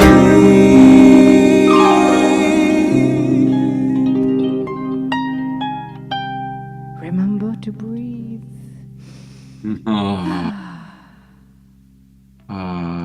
Let's go to gallery view for some beautiful twinkles for our beloveds, Starchild and Vigari. And you can get much more of them. You can kind of find them at their website, which is starchild.ca. Starchild.ca is in Canada. And that's where you can find them. They've got their phone number right there. And this is such a beautiful album. It's the one that I bought, Awaken 1111 by the Mystiques. You can find it on Bandcamp and at other places. So definitely go visit them, and they will be back on the show. At the very end of the show, we always enjoy having them put us to sleep. So they're going to do our kind of closing song, and it's just always great to have you guys with us. Yes. Thank you so much. Thank you, Scott. It's an honor to be here. Yeah, absolutely. Thank you so much. Well, I'm going to go to Ken because our next guest is someone that I haven't met before. So, Kenny, tell us all about Radley. All right. Well, Radley Valentine. I think maybe something with Valentine's Day, which should be with a beautiful name like that. He's a best-selling author, a spiritual teacher, an angel expert. A lot of different characteristics this guy has, and he's free of fear-free approach to spirituality with over 35 years of experience. He inspires people to embrace hope, which we all need, connect with angels, which we all have, and manifest Miracles. Bradley's work blends practicality and enhancement, empowering audiences worldwide live magical lives. He'll be speaking at his workshop on Saturday at 4:30 for an hour and a half. So really look forward to hearing you. And you haven't been in our shows before, but I've heard a lot about you from lots of different people. So it's just an honor and a great time to connect and hear what you have to say. Thank you for being part of our expo. Appreciate it. I'm pleased to do it. I hate bios. It's Yes. like it's like I hate bios. It's like every time someone asks me for one, I'm like, ugh, geez. But yeah, I talk about angels. I try to take the fear out of things. Try to bring that light into people's lives. I've been very, very blessed. I'm actually a recovering certified public accountant. Yes, I did that for the first 20 years of my life. And then suddenly I decided I couldn't do that anymore. I'm grateful I did it. I love that I did it. I like that I have that side of my brain. But I've been talking to angels since I was 5 years old. And so when I decided to stop doing accounting, I just like, well, I want to do this other thing. And I got really lucky and came across Hay House. My publisher is Hay House, Louise Hay's company, which is now a part of Penguin Random House. And they signed me in 2012, and they've published me 14 times in 13 years. So I feel really blessed. And my favorite thing, one of the reasons why I'm excited to do your expo is that I love, love, love being there when people learn about the angels for the first time. That's what really, really, really, really makes me excited. And to get to see the light in their eyes and to be a part of them experiencing the angels. And because, it's like everybody has guardian angels, everybody has at least two in my perception. Now, there's some people who say just one, and I have an answer for that. But people get really, really focused also on the archangels, because if you think about the archangels, it's like the superhero realm of the angelic realm. It's like, there's Michael, and that's this guy over here that this is my art. So it's like, so here we have Michael, and it's like he's the guy that's here to save the day. He's safety and protection and life purpose and these things that people really, really care about. And so people resonate with Michael because Michael is like this archangel that almost everybody's heard of. But then there's also Raphael and his emerald green light that's physical healing, but also a little bit of a matchmaker. And we've got Gabriel, who brings us communication and motivation and creativity, and Uriel, who's this archangel that brings us emotional healing and life transformation, and all of these exciting things that bring down this golden glitter light that helps people to be able to change and transform their lives. And and so that's what I love is talking to people about the angels. This one right here, this is Archangel Haniel. Haniel, and what she brings to people is tuning into their intuition and their divine gifts and their ability to connect. And so she's a great archangel for when you're trying to make your connections with your angels for the first time. And so we have these archangels, and we as human beings, we love knowing that we're calling on the right people. We love expertise, so we love little rules. If your plumbing is broken, you want to call a plumber. If you need something built, you want to call a carpenter. And so we like this stuff with the archangels because it's like, yeah, big stuff, bright colors, exciting. But then we forget about the guardian angels. We forget about these creatures who are dedicated to us and us alone and nobody else. Just us. And the thing that people don't realize is that the guardian angels, they're like weaving in and out of lifetimes with us. And so it's like you don't remember perhaps your past lives because most of us don't. Because one of the things that happens when we're incarnated is Archangel Gabriel, who is also the archangel of the Annunciation, the archangel of birth, the archangel of coming into this lifetime. And this cleft right here, Archangel Gabriel is said to touch us there. And that's when we forget. We forget our past lives. We forget where we came from. We forget that we're children of the divine. And so, since we forget these past lives unless we go searching for them. And so, the thing about our guardian angels is that they don't forget because they're just following us lifetime after lifetime after lifetime. And so we can work with our guardian angels. And are they going to spill the beans? Probably not. They're not going to probably tell you all the stuff that you don't remember, but they'll give you clues. They'll guide you. They'll tell you things like, oh, it's like when you're talking to your angels, they're like, well, maybe this is not the right path for you because you're chasing down something you've been doing lifetime after lifetime. In this lifetime, you came here and it's like, I don't want to do this anymore. I'm done. Don't want to do it anymore. But you don't remember that. And so they won't say the reason that you're doing this is because you just keep picking the wrong person romantically lifetime after lifetime after lifetime. But they might say to you, what about this lifetime? What about the patterns that you're stuck in, the scenarios that you don't recall, the aspects of things that you're just on autopilot? And so our guardian angels are there for us all the time. One of the things that people are always asking me is they're always asking me, well, what are my guardian angels' names? And this is the funny thing. So each lifetime you're following a different path, right? It's like this path. I'm Radley Valentine. I'm Radley Valentine. I'm the guy that was, is part Cherokee and was raised in Tennessee and became a CPA and then threw all that away because it didn't fit him anymore. And this is who I am. So I've got these guardian angels and they have a certain element to them. They resonate with who I am this lifetime. But last lifetime, maybe I wasn't Radley Valentine. In fact, you can count on it.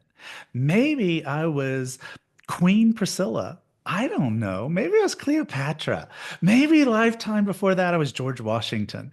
But whatever I was in those past lifetimes, I guarantee you, my guardian angels did not show up for me the same way they're showing up for me now because they wouldn't have resonated to me.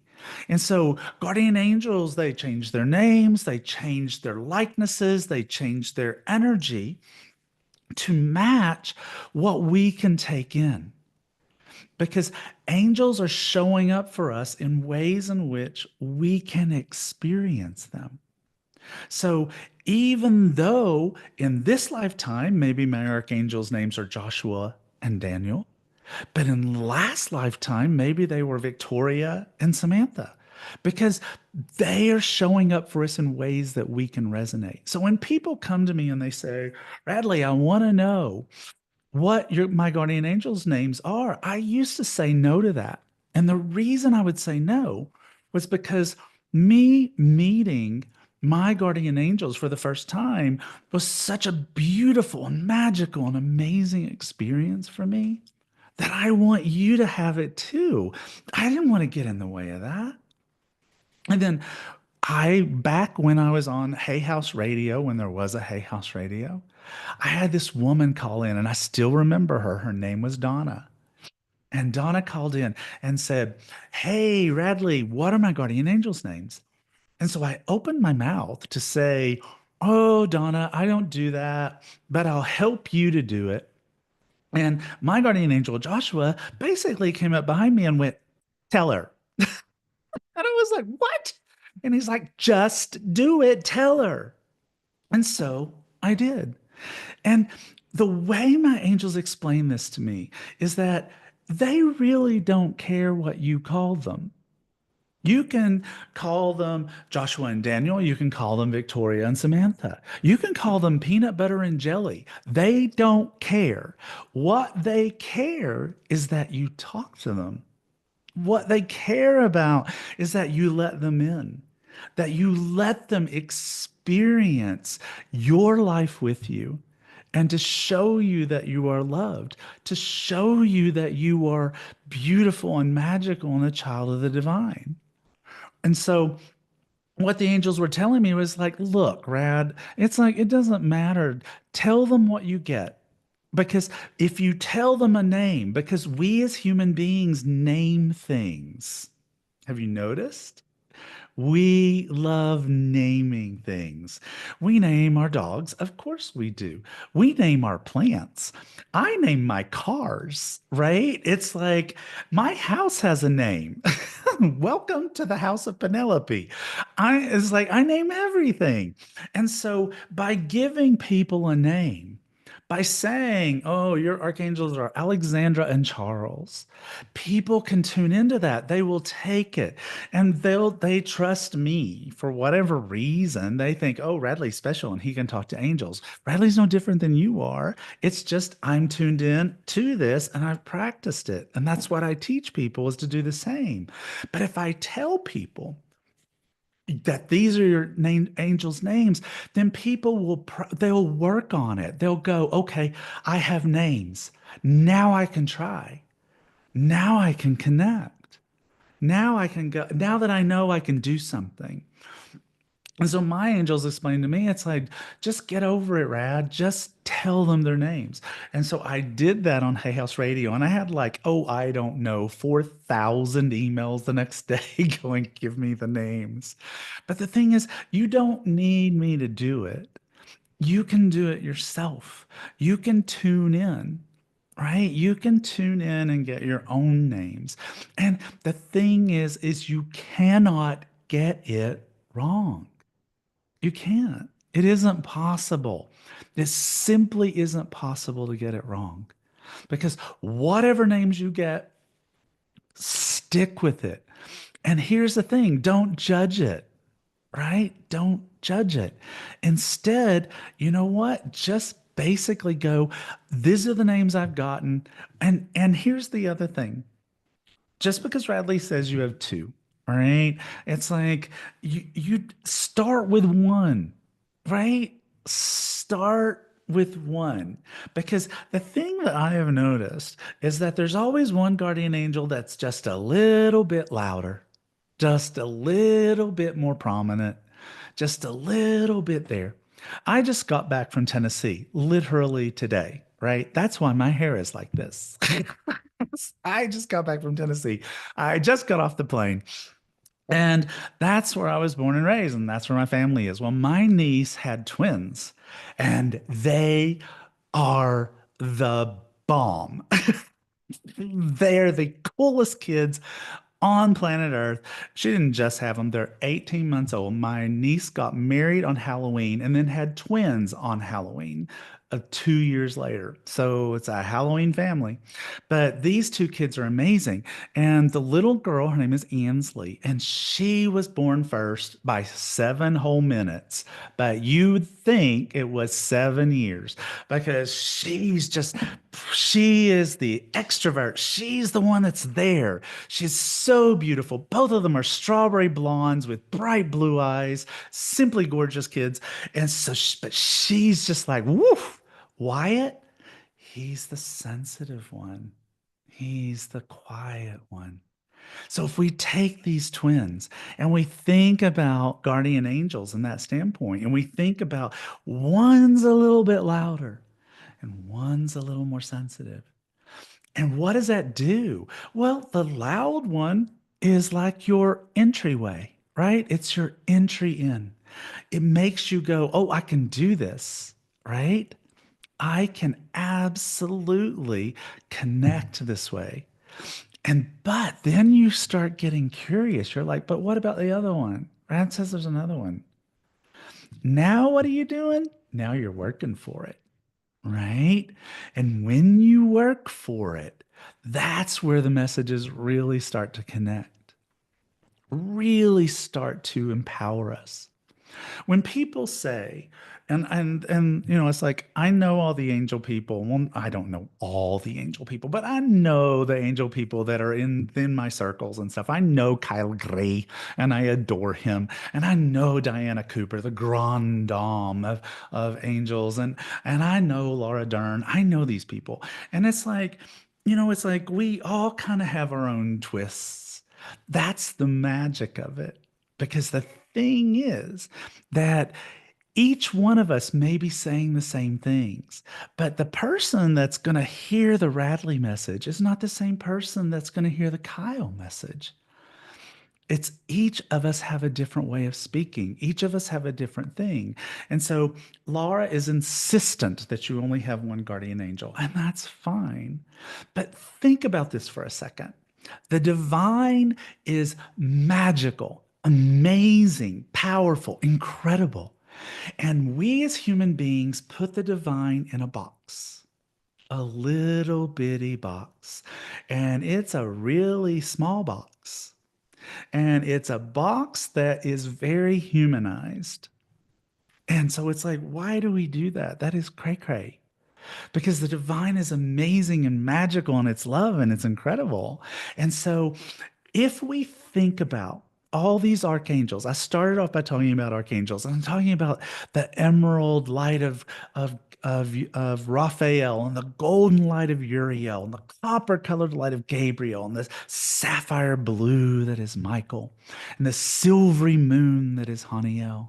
Well, what if these are all messengers of God, right?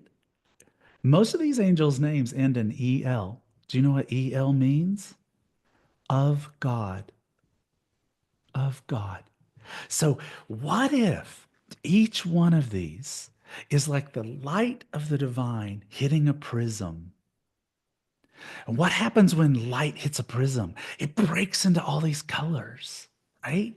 And so, what if Michael is just the element of the divine that is about safety and protection and life purpose?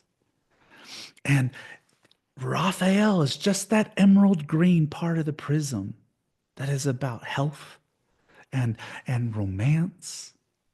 And what if Haniel is the silvery color that is about our intuition?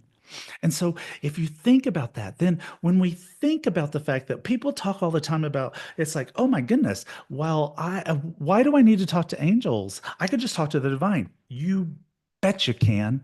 You 100% can. But there's 8 billion people on the planet. And to say that any one way is the only way is cuckoo. It's crazy because that doesn't make any sense at all. And so for some people, this light breaking into pieces makes the divine feel more accessible. It's like, oh, I can focus on this one aspect of the light. So now we go back to guardian angels. Well, what if there is only one guardian angel, but what if it's running through the same prism? What if the loud angel is just one element of your guardian angel and the softer is a different version? What if it's showing up for you as 3 energies? And isn't the whole conversation academic? Does it really matter? Do we as human beings have to analyze every last little thing? Or can't we just take some stuff on faith? Can't we just take some stuff on trust? Faith is the most powerful element of your spirituality. One of the things that I am so grateful for is that I'm quintuple Sagittarius. That's a lot of Sag. If you go to the Sagittarius headquarters, my picture is behind the main desk. I am the poster child for Sagittarius. All right. And the thing about Sag in that 9th house is one of the things about it is spirituality. Another thing is teaching. Another thing is travel. What do I do? All of those. But I think Sagittarius is the sign of faith. And so I have to remind myself all the time that it's like maybe faith doesn't come as easy for a lot of people. But the thing is that faith is like going to the gym. You practice it. You don't go to the gym and start leg pressing 700 pounds. You will hurt yourself. But you can go and leg press 25 pounds. And then you can go and leg press 50 pounds. And you can go and leg press 75 pounds. And faith is the same way. If you go to the faith gym and you work out those muscles, that's where the magic happens. That's where the angel voices come from. That's where you get that whole connection. That's the beauty of it. Angels are unconditional love. 100%. They will never judge you. They will never speak harshly to you. They will love you. They will guide you. They will take care of you. And other than my dogs, I don't know anybody else like that. Unconditional love, devoted to you, there for you. Why wouldn't you want to do that? So that's what I'm talking about at the expo. What a pleasure to meet you. People are really delighted. There's a lot of comments in the chat box, so definitely take a look. Kathy writes, thank you, Radley. I love the information you just shared about angels. And Jerry Anderson wants me to give more time to each speaker. I know, it's incredible. And Shoshana says, oh, here's a question for you. Okay. Shoshana's asking, what are some amazing gifts of the few of the archangels that you love sharing with people about the most? Okay, so, oh gosh, now I want to like start dragging down pictures. Okay, so here is Wow. Raguel. This is Raguel. His name means the friend of God. And so this guy is this guy that brings people into your life. He can introduce you to all the best people. He can bring you to the people who, if you need people in your life, he's your guy. But he's also about justice. And he's also about healing relationships, because Raguel brings harmony to relationships that are in discord. That's one of the things that he does. And so it's like he comes in this pale blue energy. And now I have to get another one, because here's one that we need right now real bad. Don't go away. Promise I'm not going far. I am just. We're loving it. It's all good. This is Shamuel. Shamuel. Shamuel is the archangel of personal and global peace. Who doesn't need that right now? When your life feels crazy, cray-cray, this is the guy that brings it back to you. Shamuel is also known for being the archangel of romantic relationships. He's said to bring those into our lives. Now, I see him as pale green, but there's a whole other system where he's pink, so I gave him this pink heart just to be acknowledging of this. But see, he's got these doves of peace around him, helping us to find that. I think of Shamuel as basically sort of being like the psychotherapist of the archangel realm. Right? He's the guy bringing you peace. Who doesn't want peace? But there's 15 archangels that I work with. This is just a couple of them. They all have amazing, powerful, incredible gifts that they bring to us. So, it's like people, it's like people said, give more time to the guests. It's like, hey, you'll get more time with us at the expo. Here's Right? another question for you. It's a Sure. good one. Margie is asking, please explain why angels are depicted as human figures. Do they really have a human-looking form, or do they look different? So angels neither have genders nor particular appearances. We are human beings. We absolutely connect to human beings and to the image of human beings. And so they show up for us in a way in which we can assimilate. If they were to show up to us looking like frogs, we wouldn't know what to do with that, right? It's like ribbit, ribbit, angel. No, we don't get that. And so human beings, if you really think about it, we're pretty arrogant, right?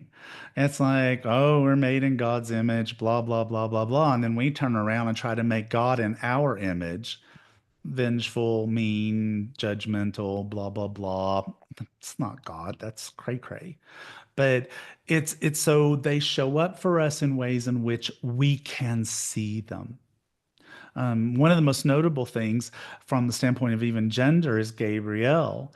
The church really likes all their archangels to be male. Really does.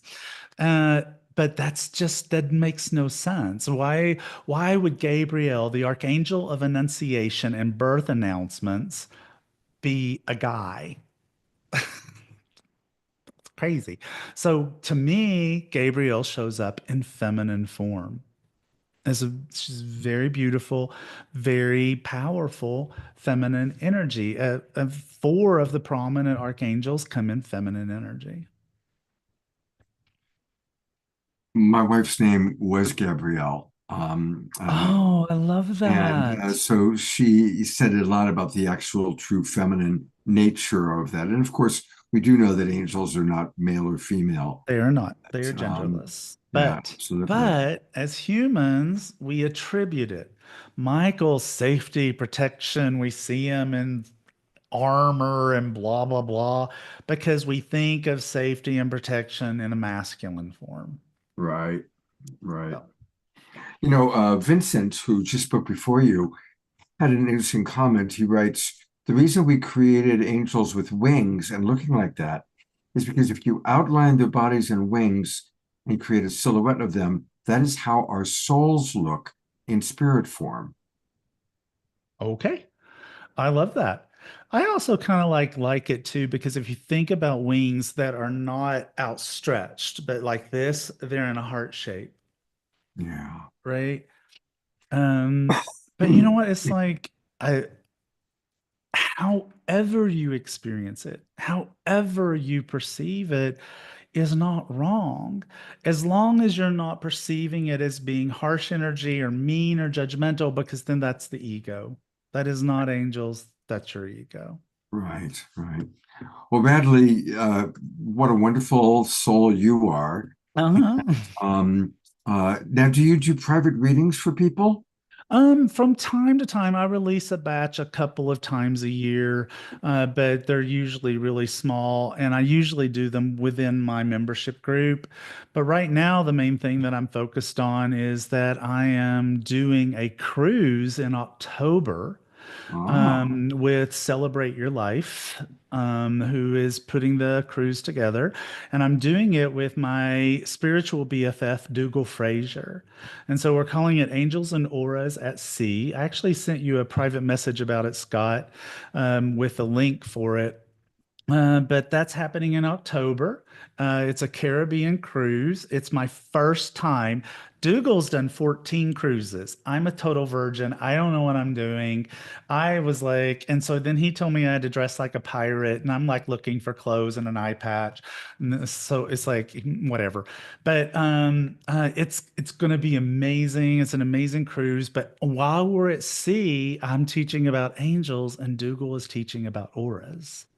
And oh, what we have discovered, which was sort of like him getting chocolate on my peanut butter and me getting peanut butter on his chocolate, is that there's a link between aura colors and the colors that the angels come in. wow. So, yeah. Now I have your website here. Um, so that, and I've put this in the chat box. Now, is there a place on the website where we can find what you're referencing? Yeah, yeah. Let's see. I think I have it right here.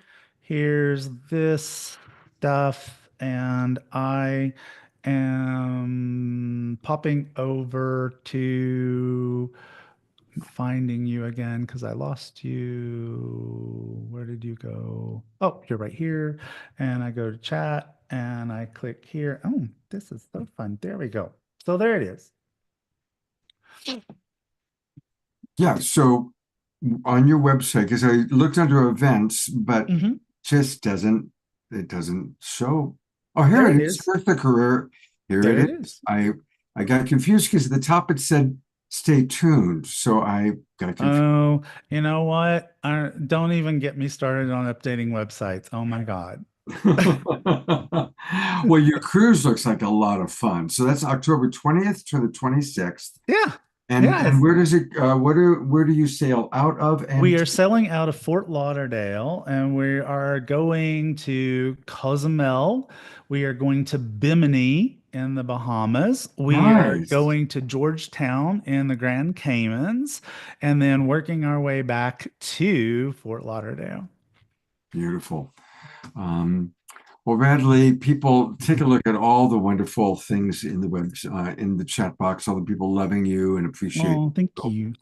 And we're going to go from you talking about angels to an earth angel.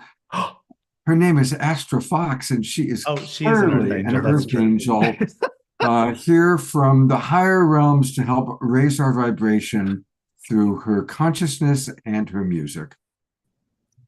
Thank you. So, we all have free will. And as a coach, I deeply believe that we all have our own wisdom within us.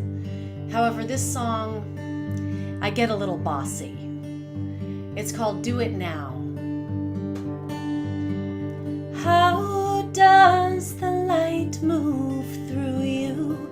What is the shining star that lights you?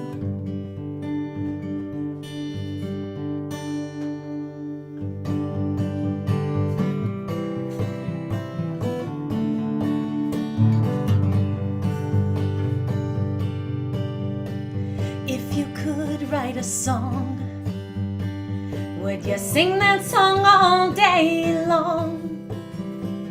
If you could write a book, would you write that book as long as it took? If you know what makes your heart sing and the muse that pulls your heartstrings, do it now. If you could sail a ship, would you set out on a worldwide trip? If you could fly a plane, would the sky become your new domain? If you know what makes your heart sing and the muse that pulls your heartstrings, do it now. If you dream it's possible, you will be unstoppable. If you could be more kind, would you feel peace of mind? If you had skip in your step,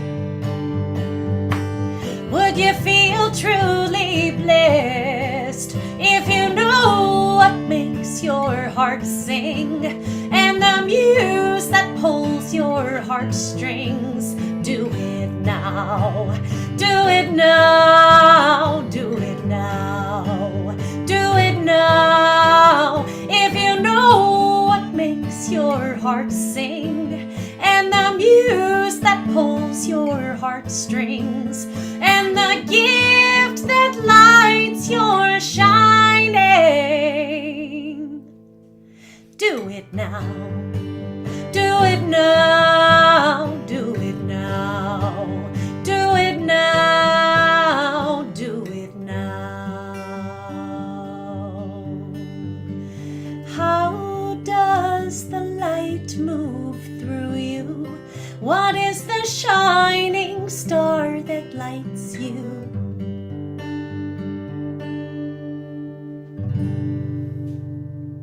Do it now. Ah, what a beautiful song. Let's all go to gallery view and give her some twinkles and appreciation. Oh, thank you so much. I'm twinkling right back at you. Astra, thank you so much. And remind us one more time, when are you going to be playing at the Expo?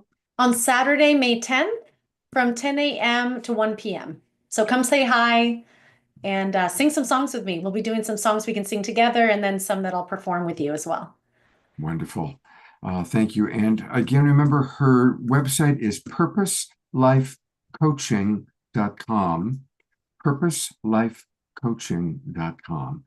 And I'm actually trying to go back to it because I do want It's to. joyfulpurposecoaching.com. Joyful. Well, boy, I apologize. No wonder it wasn't coming up probably. Joyful Purpose Coaching. Where did I get the other one? All right, hang on. Here we go. All right. And tell us a little bit more about your coaching work. Who are the demographic groups that you like to work with, and what's your specialty?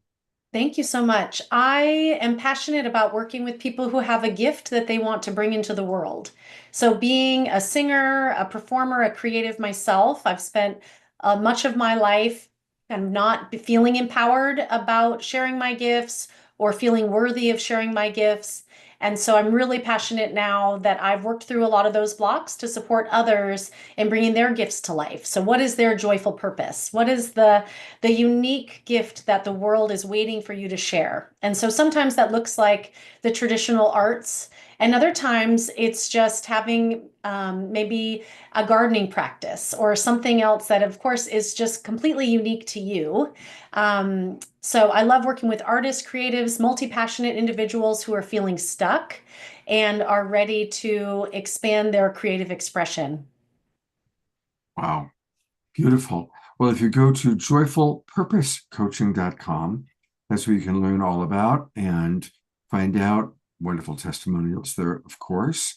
And you can, is it best for people to contact you which way? How do you like for So them? they can contact me there on that contact form if you just want to say hello or send a message. If you'd like to learn more about working with me one-on-one or my other offerings, I offer a blind spot awareness session. And so this is an opportunity to look at where you are, where you want to be, and uncovering and bringing awareness to what may be in the way. I also call myself a mindset alchemist because I'm really passionate about working with the subconscious mind. So, in addition to NLP tools and coaching, I also use music to help rewire the neural pathways. So, the positive songs that we sing have a really huge effect on the narrative that we tell ourselves and what we create in the world. So, one of my favorite offers that is just so much fun is a musical mantra session. And Wow. in that session, we assess, okay, what are the blocks? What are the subconscious patterns that need to be rewritten? I coach you through those blocks and help you help you create an empowering belief about yourself or the situation you want to shift.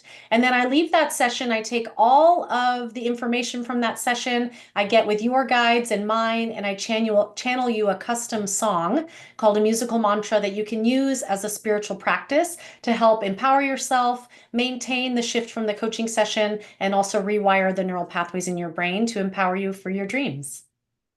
Wow, that's a lot of beautiful, beautiful offerings. And I love that your vulnerability, that, part of your life's journey was trusting your gifts and opening up to your gifts.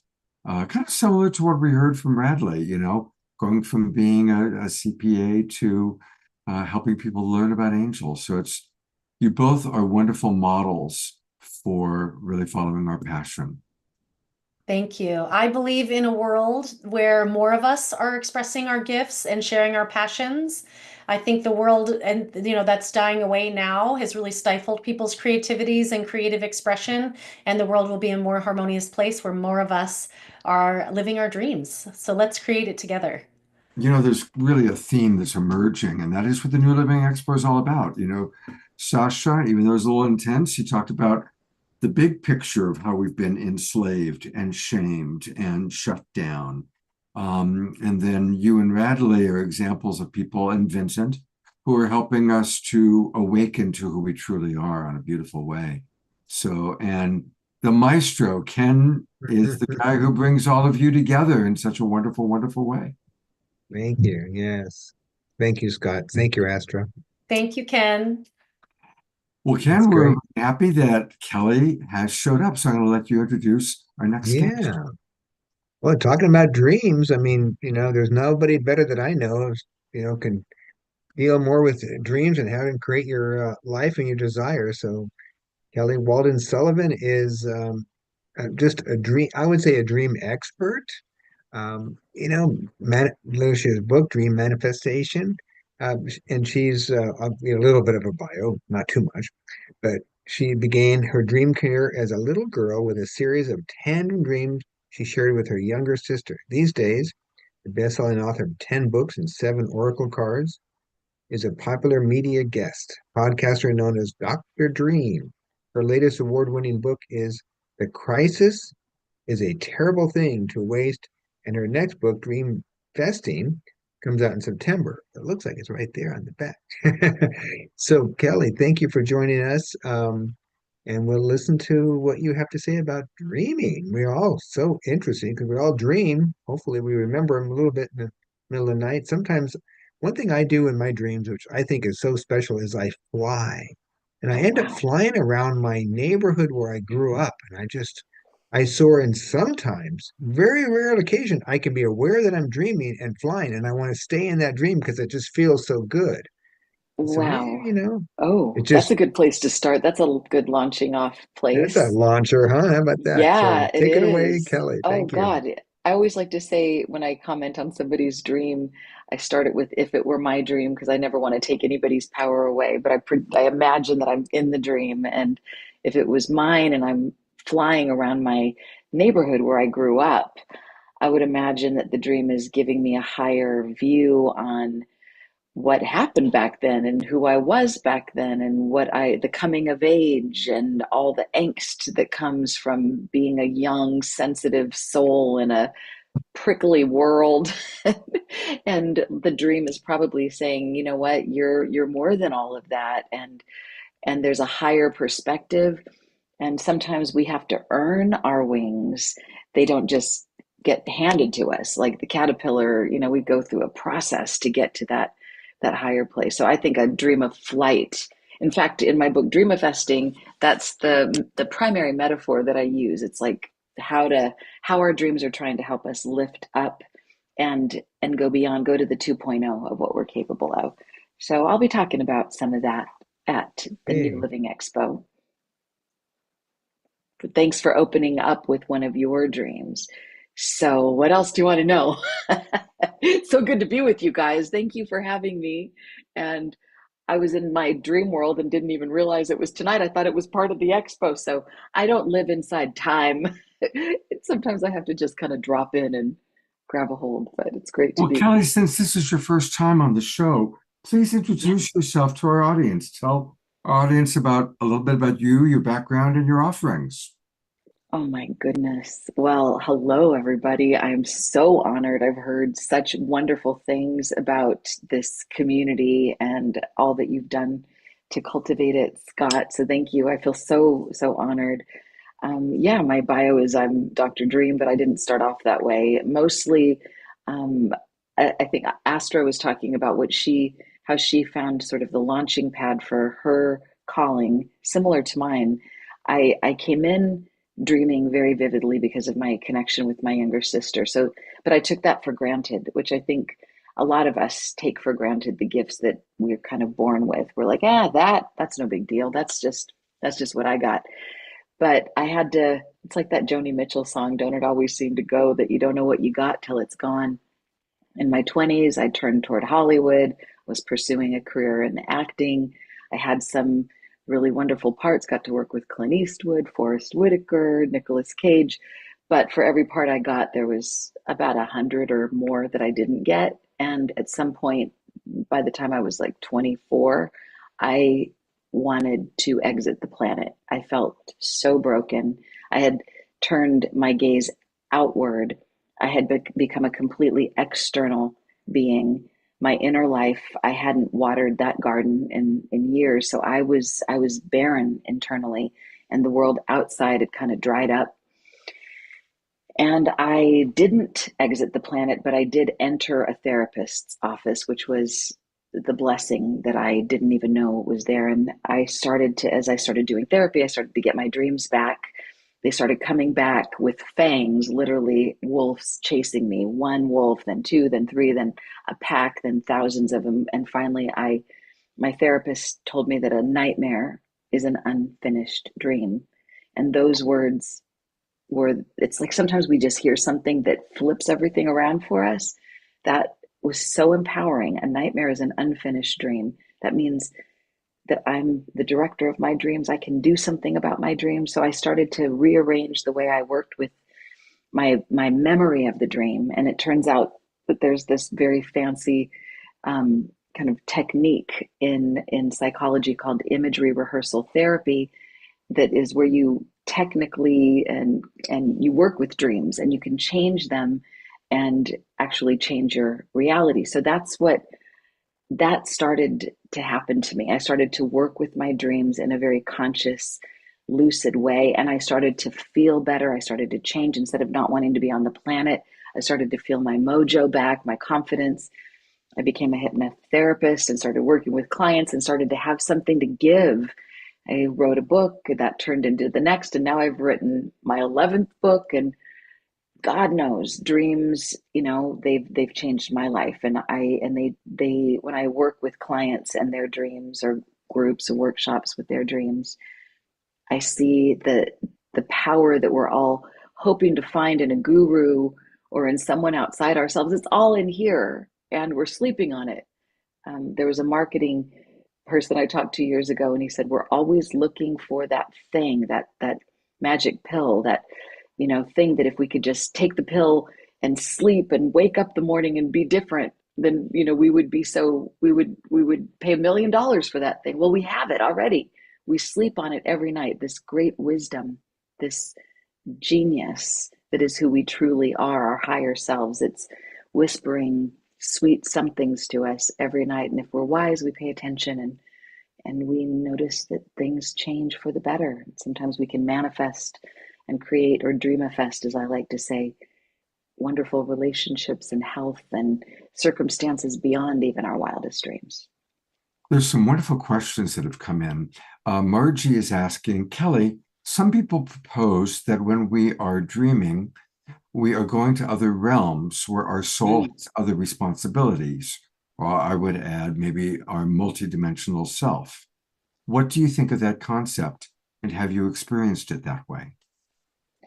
Well, it's very interesting. There's an article that just came out today that talked about lucid dreaming. I don't know if you've seen this, and I just barely looked at it before talking to you tonight, but they were saying that lucid dreaming, so that's not exactly Marjorie's question, but it's related. It's neither conscious nor unconscious. It's a different state of consciousness entirely. So who we are when we're dreaming, I think it's all related to lucid dreaming. When we're dreaming, we're a different self. There's an entire body of work that's really Dr. David Jenkins kind of coined this. He said, to get to know your dreaming self. Who are you when you're dreaming? There's a primary archetype that we embody, either the one that's flying, the one that's fighting, the one that's making love, the one that's winning the lottery. So who is that? And how, if we can allow that dreaming character that we are to communicate with our waking self, kind of like couples therapy, have our waking self communicate with our dreaming character and bring those two together, we could solve our problems. We could shift our consciousness. So I don't even know if I began to answer Marjorie's question, but it takes us to another realm. And it's not another realm, it's a realm within ourselves. It's like a room in our house that we didn't even know we had. And it's full of treasures. That's what happens when we're dreaming. Okay. Another question. Dr. Laura wants to know, and Susan asked a similar thing. Susan's asking, can you help us remember our dreams? Yes. Dr. Laura's asking, how do we remember our dreams more? So those two. Yes. Well, first of all, it's common to not remember dreams. As kids, we all, the veil between worlds is thin, so it's a lot easier. We all kind of live in that dream realm. As adults, it's the easiest thing in the world to do, to not remember dreams. So there's nothing wrong with somebody for not remembering. However, if we want to start remembering them so that we can work with them, because remembering them, it's kind of like having the ticket to the party. You can't enter the party without the ticket. We all want to be in that party. So here's a couple of really simple techniques. One is, obviously, this is the core of dreamifesting. Set a strong intent before you go to sleep. And sleep, have your dreams. And as soon as you wake up in the morning, the very first thing, before you roll over, before you check your phone, before you even go to the bathroom, stay in bed if you can for a few minutes, just remembering that last thing you were either dreaming about. If you can't remember that, what you were thinking about, because we're always thinking something. Unless you're an amazing Zen Buddhist and you're like super, super enlightened, there's never going to be a moment when there's not a thought. So if you can't remember a dream, at least there's a thought. And often that thought is tethered to the dream. So write something down first thing in the morning. And if you do that for a week, this has been my experience with people that haven't remembered a dream in forever. If you get in the habit of writing down at least your first thoughts in the morning, then you will tend to start going, oh my God, that is tethered to that dream. And then it'll start to come. So I hope that helps. Very, very helpful. Absolutely. And a dream coming, a dream question coming in from It's all a Facebook. dream. We're dreaming now. Somebody wanted to follow up on, what are your thoughts about multidimensional reality and accessing them through our dreams or through lucid dreaming? Oh yeah. So, well, what are my thoughts about multidimensional reality? Yes. Yes and yes. So wow. Our dreams are, it's an interesting phenomenon, because the moment we start talking about dreams, it's almost like the very next conversation we have is about what happens when we die, or what happens in near-death experiences. And so I've had a lot of dreams, and I actually did have a near-death experience. And in my near-death experience, I was aware, while I was on the other side and aware of it, how similar it was to dreams, and what I was capable of in this out-of-body near-death experience was beyond what I had been able to do lucidly in a dream. I don't consider myself a lucid dreamer, although I've had a handful of them, and I love it when it happens, but I don't go out of my way to have them. They just happen sometimes. But I noticed when I was on the other side how similar it was to dreams, and how, if we have an intent, for example, right now, let's practice this. This is a great way to practice this. We're always dreaming, so that means we're dreaming right now. And one thing that we can do to be a little bit more lucid in our life and in our dreams is to stop and ask ourselves from time to time, and we can do it right now. We can yell out to the dream maker, what do you want me to know right now? Mm-hmm. So in this moment, the dream maker is here with us. And for each of us, if we were to just write down a single word, I'm going to just give everybody that assignment, a word or two or three, and even or just a symbol. There's something the dream maker is wanting you to know right now. So if we were truly lucid, I think we would ask that question probably every few minutes or so. What do you want me to know now? What about now? What about now? What about now? And we would follow those breadcrumbs. And inevitably, if we did that, when I do that, I notice that the synchronicities start popping. The people, like I don't even have to make a phone call. The people I need to talk to just show up. So there's really multi-dimensional living. I like the idea that it's all happening simultaneously, and kind of like what Einstein said, past, present, future. It's all happening. It's all simultaneous. It's all here. It's really just about where we're located. A dear friend of mine who was a therapist said that if we could consolidate every single problem on the planet, it's hard for me to say absolutes like that, but I'm going to say it just for drill. Every problem is a function of being overly concrete. In other words, giving too much credence to our logic, our rational thinking. And every single solution is a result of allowing ourselves to think in a more abstract way, in a more symbolic way. So the moment we start thinking symbolically, we start feeling a little bit lighter. There's a portal that opens in our consciousness, and that's where the solutions begin to reside, begin to start flowing in, and the shift starts to happen in that way. So we can start simply by decoding a dream, like Ken's that he so generously shared. Thank you so much, Ken, for sharing about that flying.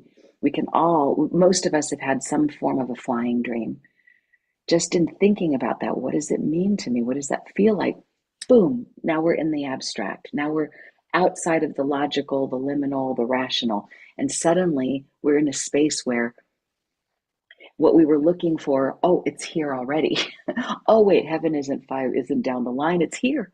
All the solutions, it's all here. So I could go off on a tangent on that one, but I love this work because I feel like it just cracks us open to an intelligence and a genius and a wisdom that is ours. It's like our own. We're all trust fund babies. We all have this trust account, that makes us rich internally, energetically, and that can sometimes ripple out into a much more pleasurable outer life as well. Beautiful. When you talk about the dream maker, would that be higher self, God's self? Yes. Yeah, I would say, it's whatever we want to call it. We all have our own sense of what's happening here, what's dreaming us, what we pray to. So the dream maker is one way that I like to think of it. And perhaps it's all within us. Ultimately, one thing I love about dream work, and here's a little sneaky trick for interpreting dreams, it's to look at your dream from the perspective that everything and everyone in the dream is an aspect of self. Mm-hmm. So who is the dream maker?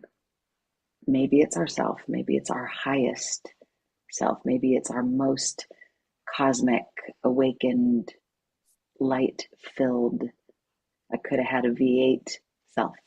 Yeah, that makes sense. Well, there's definitely other questions, but we've got to get to John Gray. Yes, we do. And I know we say, God, we do. John, because we love John so much, and he always has so much to share. But I want to take people to your website, and it's her name, Kelly, Kelly, Sullivan, Walden.com. KellySullivanWalden.com. And if that's too hard to spell, you can also go to IHadTheStrangestDream.com and it'll take you to the very same place. Oh, well, that's great. That's great. And there's a lot of good things on your website. So Kelly, thank you so much. And if you get a chance, take a look, because there's some other questions that we don't have time to get to that are in the chat box that maybe come see me at the New Living Expo and you can ask me all those questions. I won't leave until everybody's question has been answered and then some. That's the whole point. We're all going to meet at the New Living Expo. So. Yes, come see me. All right. Thank you, Kelly, for being with us. God bless you. Thank you so much. Sweet dreams. All right. We are going to get to John Gray in a moment, but it is time for another Omashar tune, and not just any tune. We're about to experience a world premiere of sorts. So it's my honor to turn it over to my co-pilot, our beloved Omashar. Yes, indeed, a world premiere. And Kelly, that was wonderful. Really, just your presence was a balm to my heart. I don't know why, but it was, and it is. So thank you so much. And and this song, I played a beta version a few weeks ago, and this is one song. It took me almost 48 hours to write, to complete, and to record. But it's it's an EDM song. Look that up, and it's called "Dancing into Greatness." And so it's best to be listened to on headphones or a nice sound system. So all of our dancers in the audience, please get up and be ready, because it rocks in. And Astra, nice. Is that your son? Beautiful. Hello. This is Casper. Casper. Hey, Casper. He's got a Casper, celestial paint vein on. This song's for you, bud. This song's for you, bud. So you ready? Everybody standing. And here we theoretically, just checking, go.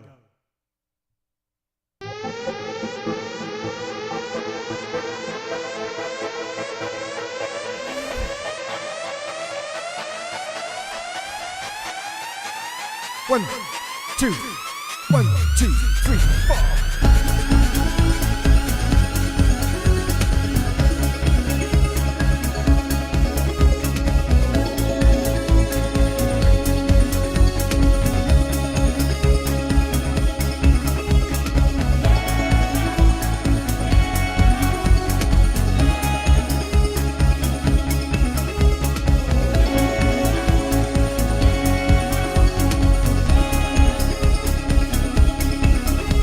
World of ours, we're here to thrive together,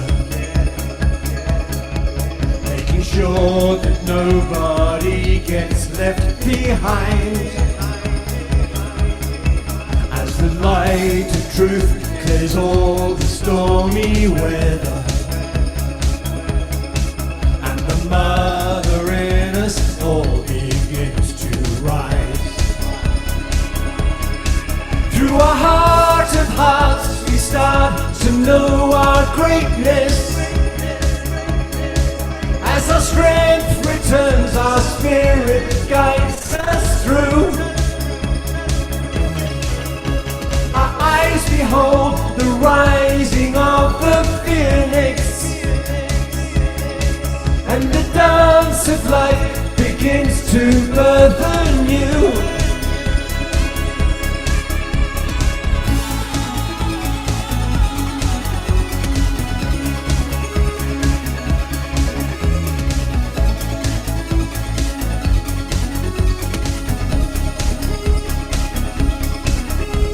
World to change, we need to love each other. What we feel affects the scene we see out there. Look around, forgive your sisters and your brothers. For us all the time is now to build anew.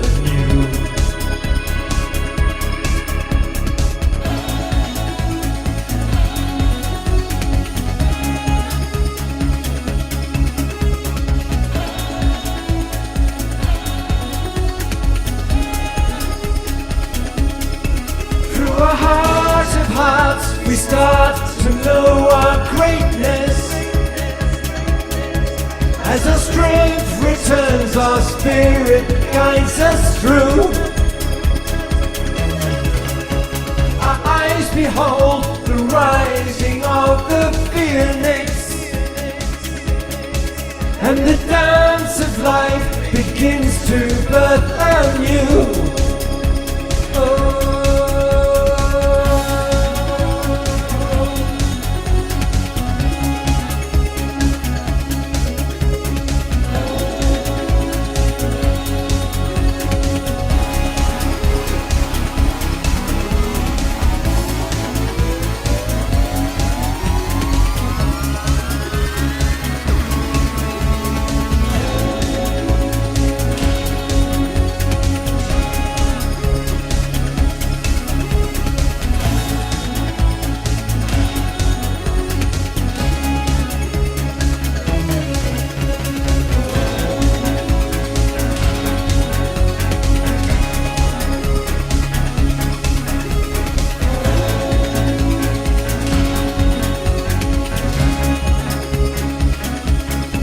Through our heart of hearts, our start to know our greatness. As our strength returns, our spirit guides us through. Our eyes behold the rising of the phoenix, and the dance of life begins to birth anew.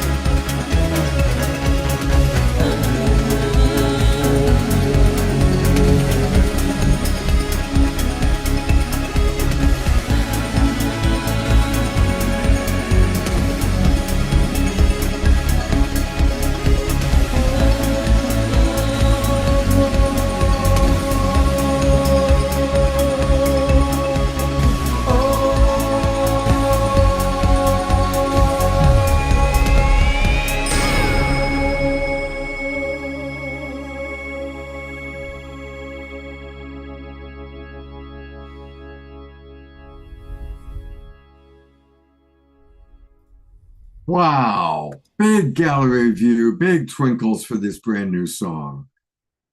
Oh, Mashara, that is awesome. Dr. Laura writes that even though she had her camera off, she wanted you to know that she was dancing up a storm. Thank you. Like, I tell you, I was dreaming about that song. It's funny. That song is 5 minutes and 33 seconds, and literally almost 48 hours it took me to get it to that point. And so, Wow. 2 weeks, one song. However, I loved it. I love it. Thank you so much. It's a wonderful gift for us. Now, question, can people find where's the best place for people to find the Oh, song? that's right. I haven't posted it yet. I've just put in your chat, Scott. I'll put it in the other chat, my Okay. YouTube channel. But I'm gonna before I post it on YouTube and give it away for free, like I do all my stuff. I'm gonna make a video for it. That sounds familiar. I bet I was going to your channel and that's what came up. So a great thing to everybody, if you don't already have it, go to YouTube and just put in Omashar Music. And that's his channel. And there's all sorts of amazing, beautiful things there. And I'm assuming that we will see this song up here at some point. As soon as I have my a video for it, it'll go up on Spotify in a week or two, and also Bandcamp. However, I like to introduce my songs with videos because it seems to be the now thing. People don't buy CDs anymore. Everybody just gets everything for free. So why not make it free and awesome? So there we are. Thank you. Beautiful. And Well, looking take a look forward at all to. the comments in the chat box. People are Thank you loving so much. it. I'm looking forward to my brother John coming up in a moment. So, yay. That's right. Well, we definitely John being the celebrity that he is, and he's on the front of the page of the New Living Expo guide. He's one of our favorite people that's been on this show many, many times. And you know, when he was on with one of the Soul Search times, I think it was John. I don't remember the exact statistic, but something about you sold more books in the 70s and 80s than any other author. Did I get that one correct? I'm not that old. In the 90s. In the With 90s. Men Are from Mars was the biggest selling book in the world for that decade and was considered one of the most influential books of the last quarter century. It got a lot of recognition, a lot of awards. However, it still continues to be a bestseller. Amazing. 35 years. You know, I've got so many more books on top of it, but it outsells them all. Okay, it's a. And I apologize for saying 70s. You know what's in my brain is last night I went to see the band Styx. They were playing in Sacramento, and they came out in 1974 is when they started. And I listened to them all in the 70s and 80s. There they are, and these guys are pushing 80, and they're still playing rock and roll and sounding great. So that's where my head was 70s and 80s. But thank you, it's 90s. Well, in the 70s, I was a celibate monk for 9 years. So that was an important time in my life as well. I missed a lot of that. But I had the 60s of rock and roll. And that was fun. Yeah. I got high on all that. And then when I crashed, I thought, okay, I needed to find a way to be high without all that. And the Beatles said, you can go be with the Maharishi. So I took off. I spent 9 years with him. I was his personal assistant. I was his #1 student. I was on his posters. I taught over 15,000 teachers of TM, all in the decade of this. Well, that was in the 70s. It was quite a wonderful time for me. But today is the most wonderful time for me. So it just gets better and better and better. Well, tell us all about what you're doing today. Ken, is there anything you want to add as an introduction? Well, John's got a couple new books. He's just earlier said he just finished writing um how to how to talk so a man will listen. Boy, I sure need to, have my wife listen to Read that one. that. That's Yeah. gonna be a good one. And being happy with or without a man. It's like, wait a minute, I want to be happy with a man. But being self-care is all about it. And John's been a personal friend of mine for 30 plus years and been featured at the expo for probably about the same amount of time. It's been just an honor and a privilege to be your friend and be your expo producer for bringing you into the show. And always a big hit for the show. And you always got more words of wisdom. And many times we have to turn off the microphone to stop you talking, but because you've got so much knowledge and inspiration and wisdom that we want to hear it more. And so you can't get enough of John, that's for sure. So that's what I got. Thanks. Thank you, Ken. It's always a pleasure to be a part of your life and all the wonderful things you do for people. And I do want to thank you, Astra. It was so beautiful, and Scott, to be here. I always appreciate being here. Vincent, I look forward to hearing more of your amazing ideas about removing blocks in our life. And Omashar, thank you for all your beautiful, beautiful music.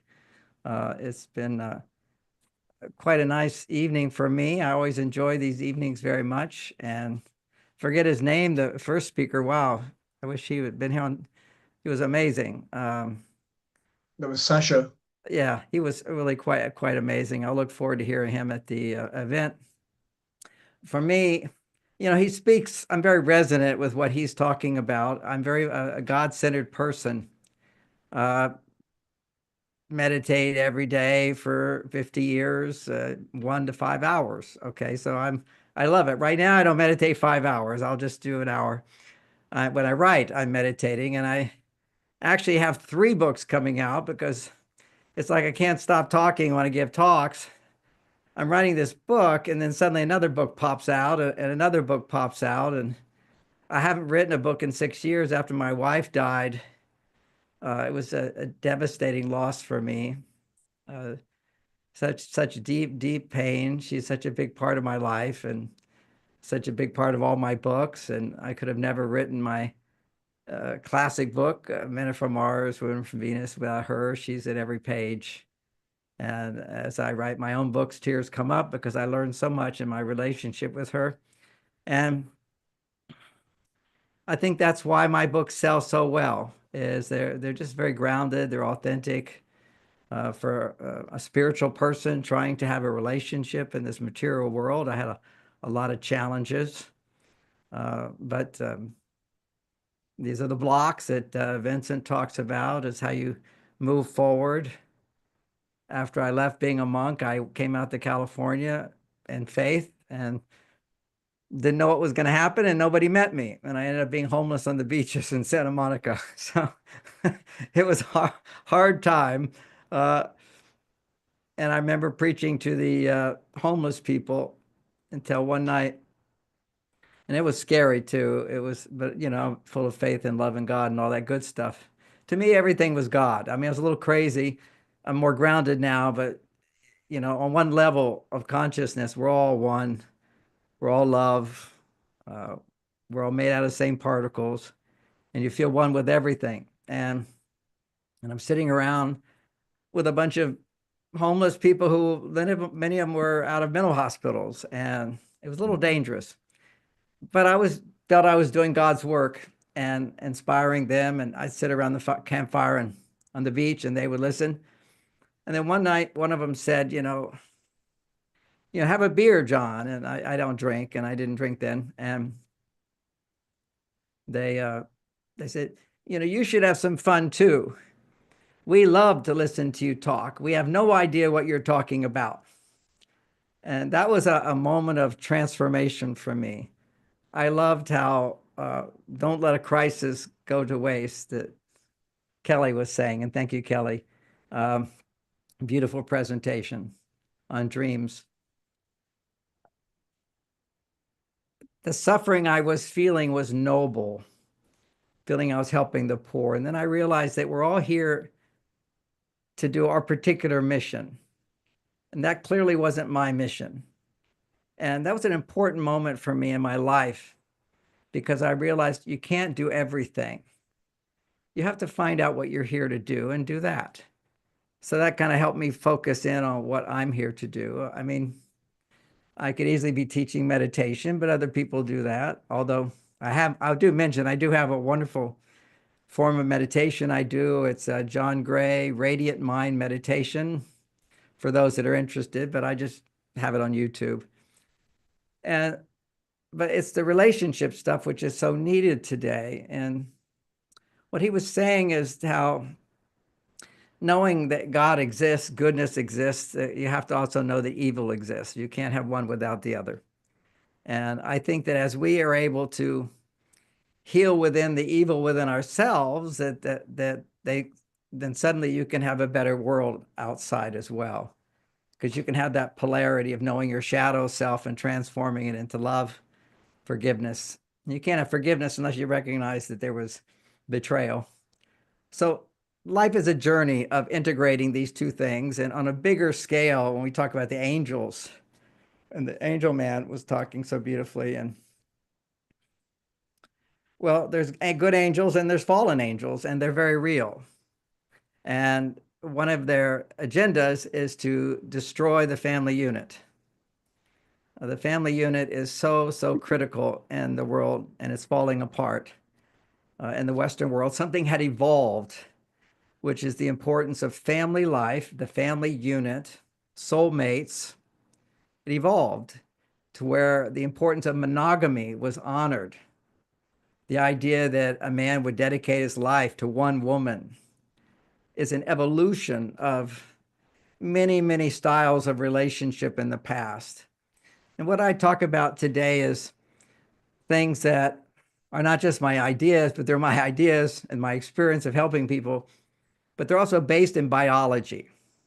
So when you have these debates with people, or people have these debates about are men and women that different? Well, the reality is, of course, we're so similar. We all have noses and eyes and mouths and tongues and hands and all, all these big things. And sometimes people, well, it's just that we have a few sexual parts that are different. Well, the big difference between men and women is that women can make a baby.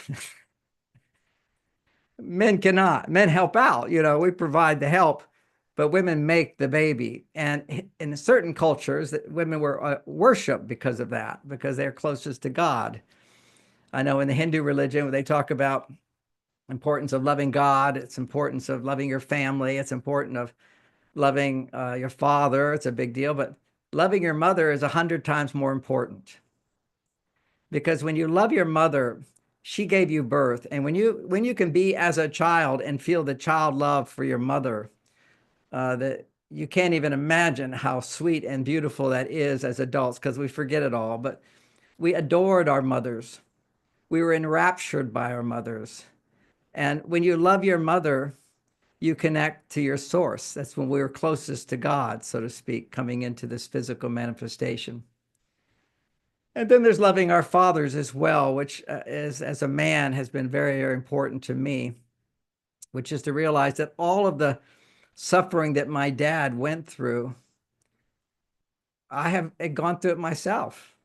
It's amazing how the patterns of our parents emerge into our lives.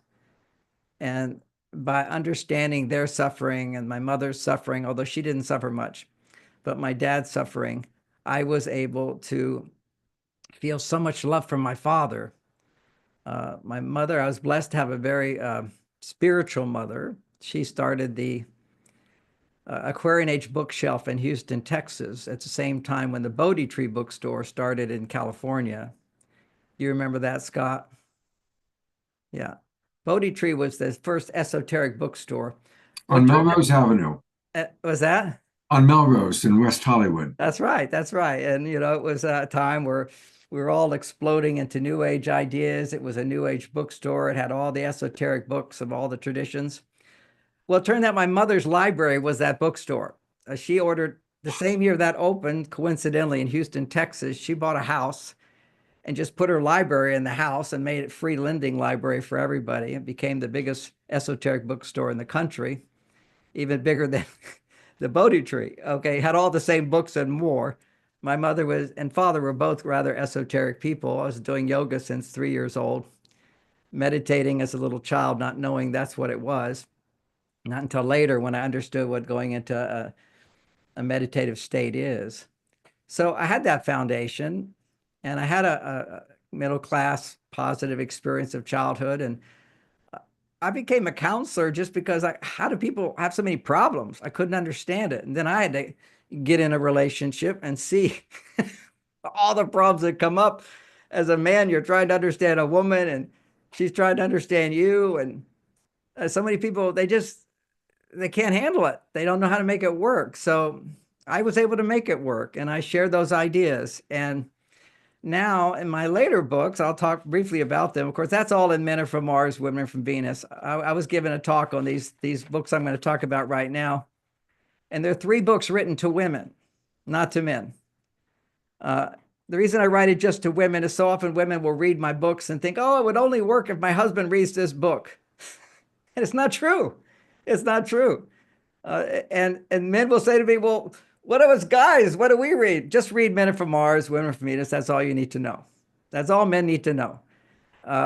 Women rule relationships. Women are the source of relationships. Women are the source of love. Men can only feel love primarily through women and through their mothers.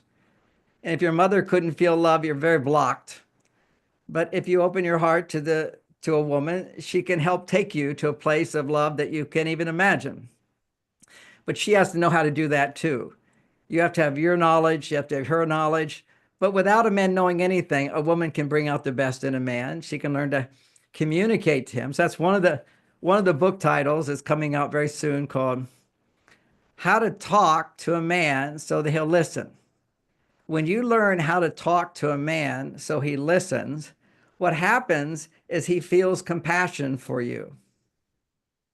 This is measurable in the brain. We have in our brain, what inspired me to write all these books is, first of all, I had to heal from the loss of my wife, and I'm there. I feel a huge loss still, but it's just sweet love. It doesn't hurt. It's not painful. That's part of healing loss. Is you never lose it. I mean, but you move on, but it's not painful anymore. It's actually opened my heart even more. I'm now remarried, and my wife asked me at one point, she says, well, do you love Bonnie more than you love me? That's a real female trick question, right? Yeah. Oh, yeah. And I just told my truth. I just said, sweetheart, losing Bonnie was the greatest loss in my life. You know, I've had so many, many losses in my life. And for so many who don't know, my dad was robbed and found dead in the trunk of his car. My mother died from medical malpractice. My younger brother committed suicide. One of my brothers had a heart attack having sex. He loved my book on sex. But you know, Bonnie and I, we got married. Her brother died in a car accident where somebody hit him head on. We seemed to have a funeral every year, you know, we would go to, and that's just some of it. I've experienced loss, but with loss, you have the opportunity to stay stuck, or you have the opportunity to heal your heart and become more loving. You know, as a writer, you become very obvious when you're writing books. You know, you're looking at your work sometimes, depending on your mood, you're going, this is not any good. Just like, this is terrible. You know, you battle with the words, you know, you want it to flow so clearly, and it doesn't always flow so clearly. And thank you, Star Child. I loved your music. But occasionally, even today, it happened with this book I'm writing, which you think your computers are invincible these days. But when a computer will crash, or you'll lose material, it's terrible. And sometimes that would happen. And that very chapter I was working on that I thought was no good, I was thinking about getting rid of it. If I lose it, I go, oh my God, I could never replace that. That's the best thing I ever wrote. Best thing. Oh, how can I do that again? I can't get it back. I can't get it back. Well, that's what happens when we lose things, is that we take things so much for granted in our lives. And when you lose something, you realize, oh, what you have. And when I lost my wife, my love and appreciation for her went up 10 times. Yeah. Even today, I could have never done everything I did. You know, right now, trying to write a book and do all my accounting and do all the business and handle all these things and go shopping and get food and cook dinners. I couldn't do any of that stuff. But she did all that for me. And my gosh, and I was happy and grateful. We had a beautiful relationship, but now having lost her, I appreciate her more. So I told my wife now, she asked, I said, I've never loved anybody as much as Bonnie, and I love her 10 times more now. But because of that, my heart is open 10 times more. And so you're getting the benefit of me loving you 10 times more than I could love her. And that's real. I always say to women when they ask me questions like, this guy's already been divorced. I said, just, or he's starting again. If he has good feelings about his ex, he's a gold mine. If he feels burnt by his past relationship, run. Because if a man can't look after a relationship ends without love and forgiveness for himself and that person and realize what was good, he didn't learn to heal from it. We have to learn to heal our hearts. You know, my classes, and I do want to mention that July 18th and 20th here in Marin County, where you live, Scott, at the Corte Madera Inn, that's about 45-minute drive from the airport, I'll be doing my 3-day class. And it's different from the ones I used to do. It's the way I started out a long time ago doing my Healing the Heart class. I have so much information I could talk for, well, weeks without stopping. I had 300 hours on YouTube that I took off because just too much information.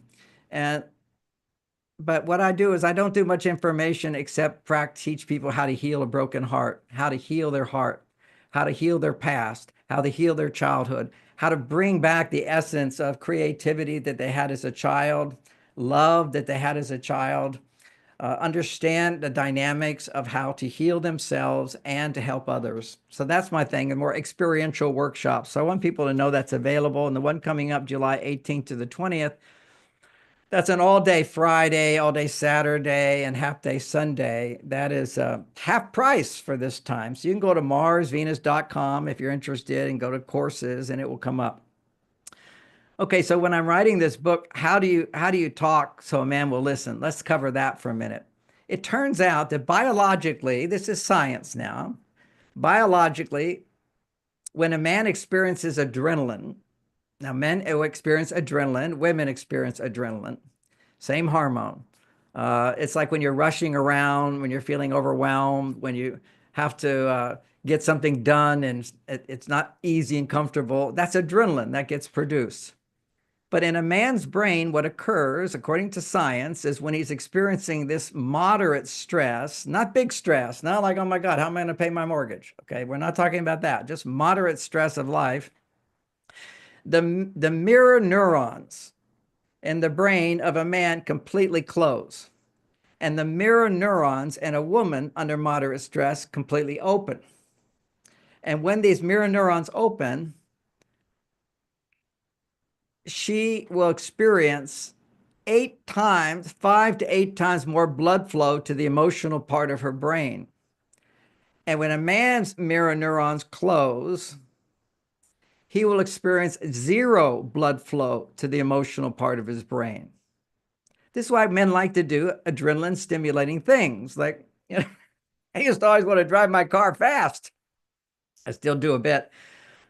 Because when you drive your car fast, you produce adrenaline. You can't worry about anything except the policeman behind you, but you still feel very confident like you're in charge of the world.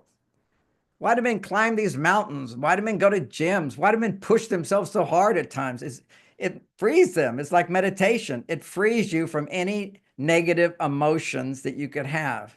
That's what adrenaline does for a man. It closes these mirror neurons. Now, what's the function of mirror neurons? Well, it's certainly how children learn. They observe others and copy and so forth. There's a lot to it, but the main function is a mirror neuron will allow you to, when it's open, feel happy when somebody's happy.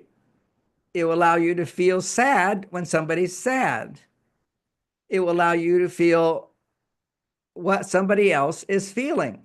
It allows you to think about what they're feeling. It allows you to worry about what's going on with them. But when a man's mirror neurons are closed, he doesn't feel any of that. And that's called connection. So if a man is an adrenaline, there's no way a woman will feel connected to him. So a woman would be talking to a man and complaining, and then she'll feel, you're not listening to me at all. You never listen to me. Because what closes a man's mirror neurons is any message that promotes adrenaline. For example, when a woman says, honey, we need to talk. For any man, your adrenaline will shoot up right away. And anything she says after that, he's not going to be able to experience. All he'll do is analyze. He'll go right into the analytical side of his brain. and look at why she's overreacting and what's the solution to it and how she should look at it differently. And what she's looking for is something she could easily get from a girlfriend, which is somebody's going to nod their head and go, I know how you feel. I know how you feel. Yes. Oh, yes. So one of the practicalities of talking to a man, I'm just giving you one. It's a big, these are all 300-page books. You know, there's 1,000 words that 1,000 pages. Yeah, 1,000 pages I wrote in January. I just sat down, you know, when the big Kumbh Mela was happening in India and there was a big lineup of all the charts. It all just came through and I wrote out 1,000 words. Then I had to figure out how to put it all together in a coherent form, which is what I've almost finished doing.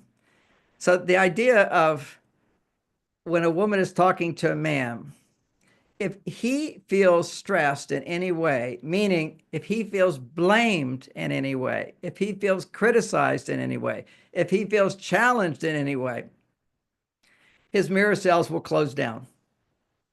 And of course, women with other women, that doesn't happen. So she'll be complaining or she'll talk about her feelings or let's talk about the relationship. And she doesn't understand why he's not into it. Well, he can't be into it unless you approach him a certain way. You have to train him, and women can train men how to listen to a woman's feelings. Because when a man can listen to your feelings, his brain reacts differently from another woman's brain. So you can get a kind of support from women, which is empathy, relatedness, connectedness. But men don't give that. When their mirror cells open, if a woman can share her feelings about something that's bothering her, we'll call those negative emotions: frustration, disappointment, worries, concerns, regrets. You know, these are emotional states that we get into.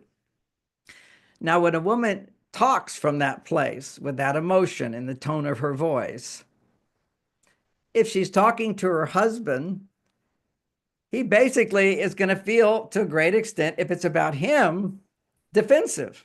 And every woman knows that. That's why they say men never listen. They don't know how to listen, or they just want to solve my problem. Because to them, there's no empathy at that time, other than a little for sure. But his mirror cells close. As soon as he feels in any way he's being blamed or he's come up short, then he will become what we call defensive. However, there's a workaround here. And this is one point I want to make. I've trained myself so easily to listen to my wife be upset about things. It doesn't bother me at all because I already understand whatever she says, she's going to feel better if I don't react to it. Okay. I have 100% certainty that when she's upset about something, I just have to listen and say, well, help me understand that better. Tell me more. What else? And she will feel better. She has to. Now, that's another point that I explain in the book, which is that whenever a woman is stressed, moderately stressed, or high stress, her body is making too much testosterone, and her body needs to make more estrogen. This is biological. You can measure a woman producing stress. Her estrogen levels are too low according to the norms, and her testosterone is too high according to the norms. It's when she's too far on her male side, not on her female side. We call estrogen her female side, testosterone her male side. Why do we do that? Because whenever a man doesn't make 10 times more testosterone than a woman, he will be producing stress. Some food just came out of my teeth. And when a woman is stressed, you measure the stress hormone, always when the stress hormone is going on, and the majority of time, her estrogen levels are too low and her testosterone is too high. She's too far on her male side. She's not nurturing her female side. And as a result, she'll be stressed. By raising her estrogen levels, her stress will go down. Therefore, we have the common occurrence of 90% of people who go to therapists are women who talk about their feelings, and they feel better. because it's a biological reality. If you're a woman and you talk about your unhappy feelings, your frustrations, your disappointments, etc., to somebody who's not reacting defensively at all, your estrogen levels will go up. Your oxytocin goes up, your estrogen levels go up, your stress goes down. It's a simple formula. It's biology. Think about a woman 1,000 years ago, because we have a brain that was developed thousands of years ago. Stress responses that your unconscious mind grips. What it was Vincent was talking about. Everything's controlled by your unconscious mind. Well, when did that all get developed? It's all the wiring in your brain. Well, it got developed at a time where if a woman was pregnant with a child, and they often were because they didn't have birth control, and the tiger appeared, that's danger. And so what's her first hormonal response? She's got to go tell somebody. She needs to call for help. She needs to get help. She needs to make big noises. She needs the men to go get that tiger. And what do the men do? They all get together and get quiet. And they focus on getting rid of the tiger, killing it, or scaring it off. So men become quiet and their stress goes down. They take action and they become quiet. And women make a lot of noise. They talk, they share, they get upset. And even when the men were out of town, when the tigers are out in the forest and the tigers would make noises outside, the women would also make noises to scare the tigers away. Women need to make noise. They need to express their feelings. Why, under moderate stress, do women have 8 times more blood flow to the emotional part of the brain so she can tell somebody with emotion? If you just say to your husband, hey, I think there's a tiger outside, it's not going to motivate him much. She's got a tiger, tiger, tiger. She got to make a big show out of it. And women do that. That's the behind the closed doors in marriage. I understand it all. Women do all kinds of crazy stuff, trying to get a man's attention, being all upset, all this. So how can I hear it from my wife? And how can a man hear that? Well, I have 50 years of training, but where'd my training come from? Because women come into my office and I learned how to ask certain set of questions. I have a particular set of skills to within 20, 30 minutes get most women to cry. Okay, it's emotion. So when she experiences emotion, what it does to my brain is magic. Whenever a man experiences emotion from a woman or a child and you're not feeling blamed, because see, the clients aren't blaming me. If they're blaming me, I'd be all defensive. They're talking about their husband. They're talking about other people, not me. So if a woman can share her emotions and not have it be about her husband, but about something else, she can be all emotional and just say, I just need you to listen and ask questions. That's it. You don't have to fix anything. You don't have to do anything. And what will happen, and this is shown in brain scans, is that the part of the brain that feels empathy will light up. First of all, his mirror cells open wide when a woman is emotional. There's 2 places where a man's mirror cells, that means my ability to feel what you feel, my ability to connect with you, to be one with you.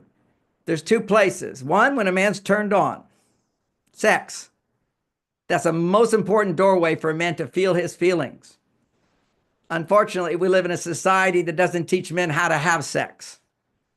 All the books on sex, except mine, and maybe some others that I haven't read, are all focused on performance. How to increase your pleasure. It's like how to eat more ice cream. That'll just make you fat. A little's good. But what's the purpose of sex? The purpose of sex is particularly for a man, it's so he can feel more. Because it's the only time when a man's testosterone goes up automatically and his estrogen goes up automatically.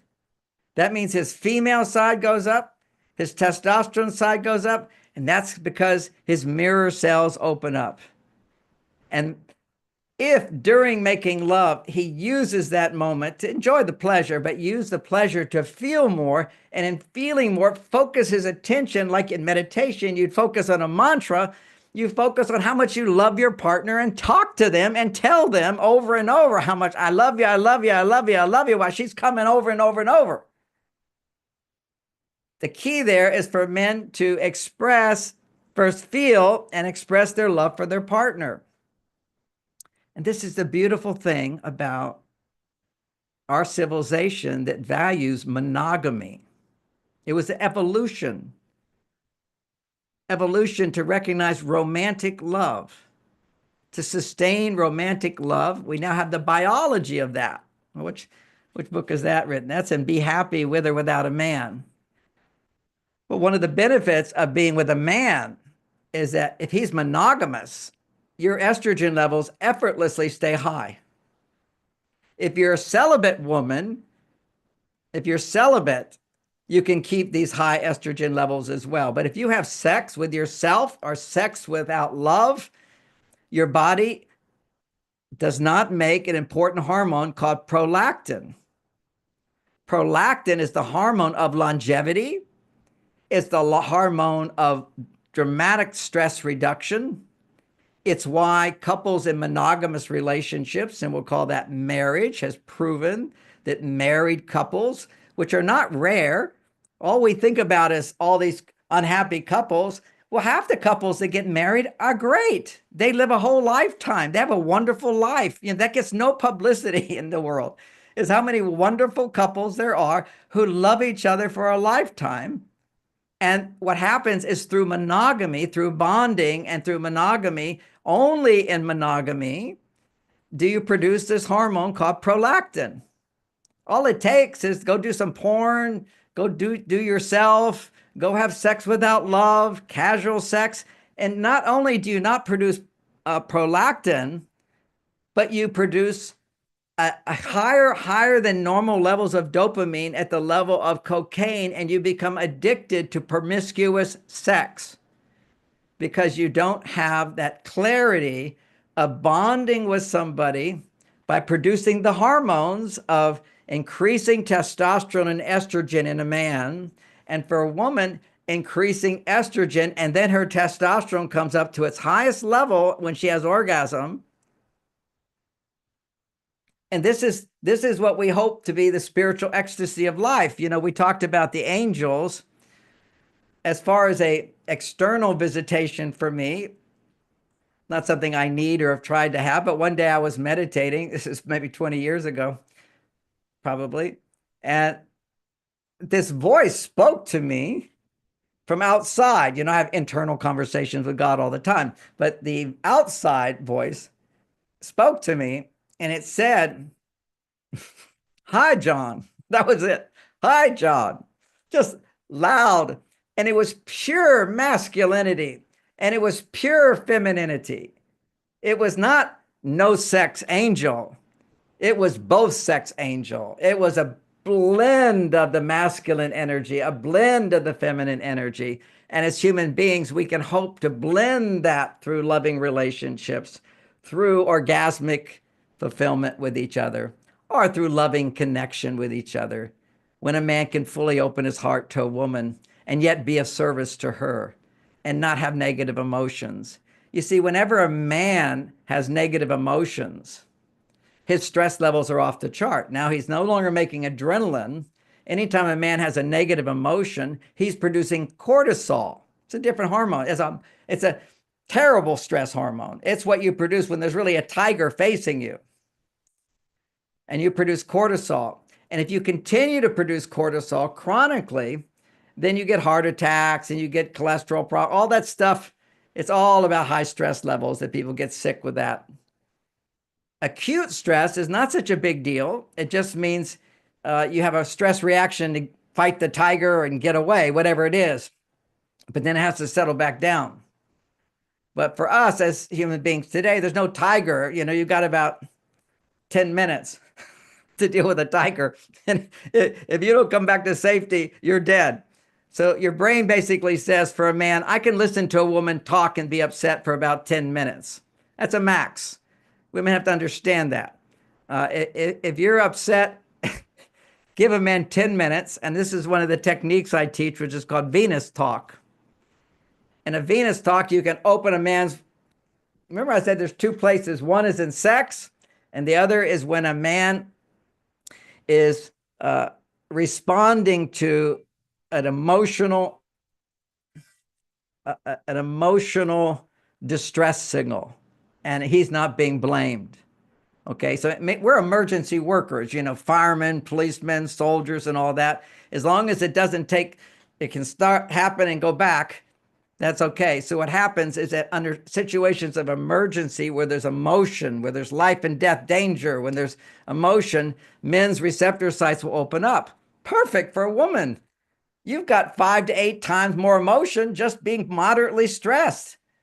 Just don't throw that on him. Learn to identify your emotions, be emotional, but not about him, except when you're feeling loving towards him. Instead, let him be your therapist and say, honey, I want to talk for 10 minutes. I know that's all you got.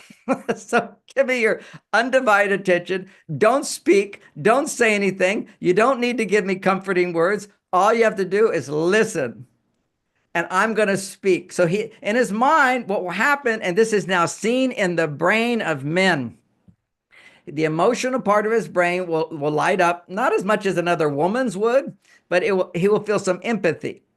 But another part of the brain lights up, which is in the back part of the brain, which has to do with take action to help you. And you've already told him the action I need you to do is just listen. So he's going to focus all his attention, 100% focus on listening. Just to give him the job to do. So he's going to listen to make you happy. And the prefrontal cortex gets lit up, particularly the left prefrontal cortex, which has to do with optimism. So you could be feeling really, really terrible, and he's going to hear you.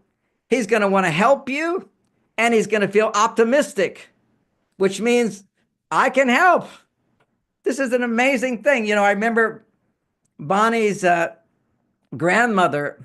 I used to spend time with her. Her husband had died, and she would always say she missed him so much. I said, well, tell me what you miss about him. She said, oh, when I was upset, he would hold me, and I would just tell him, just tell me everything's going to be okay. And he would say, honey, everything's going to be okay. We'll always be together. She needed to hear those words. Well, that's the optimism in a man's brain. But when men feel defensive and a woman's upset with him, he might have a reaction like, well, if you can't be happy, then what are we doing together anyway? Unless you change your thinking, you know, you're just going to continue to suffer. Instead of understanding how women's brains are wired. Now, Men Are From Mars gave us all that understanding. I just didn't have the science behind it.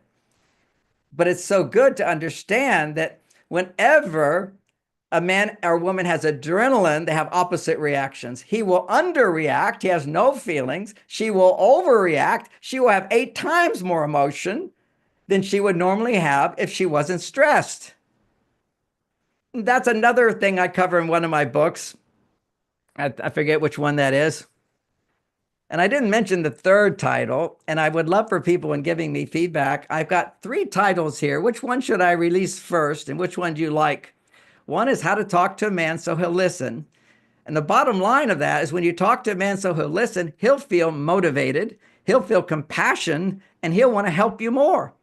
That's the thing. You want to wake up that part of men that goes to sleep after they marry you. You know, when a man's goal is to get to the top of the mountain and he gets there, he just has lunch and goes to sleep. Once it gets you, men, they don't get that dopamine hit of overcoming and achieving and getting there. So anyway, this is... Say it slowly, John, because I'm putting it into the chat box. So what's the first title? The first one is what to do, how to talk so a man will listen. And that will increase compassion and motivation in men, which gets lost. The next one is being happy with a man or without a man. Because it's very important that if you want to be in a relationship with a man, you have to first learn how to be happy without one. It's a foundation. Otherwise, you'll be too needy and expect too much for him. And you don't have to have a man. You can make this magic prolactin hormone without a man as long as you maintain your sexual energy and not and only loving relationships, monogamous loving relationship. Otherwise, you become a nun, basically, just connecting with God. And that's all fine, too. That's your choice. But there's a lot of different skills. I teach you how to manage your stress without a man in your life. There's other things you can do. So that's called being happy with or without a man. And the third is what to do when a man pulls away I don't know if it should be what to do when a man pulls away, or what you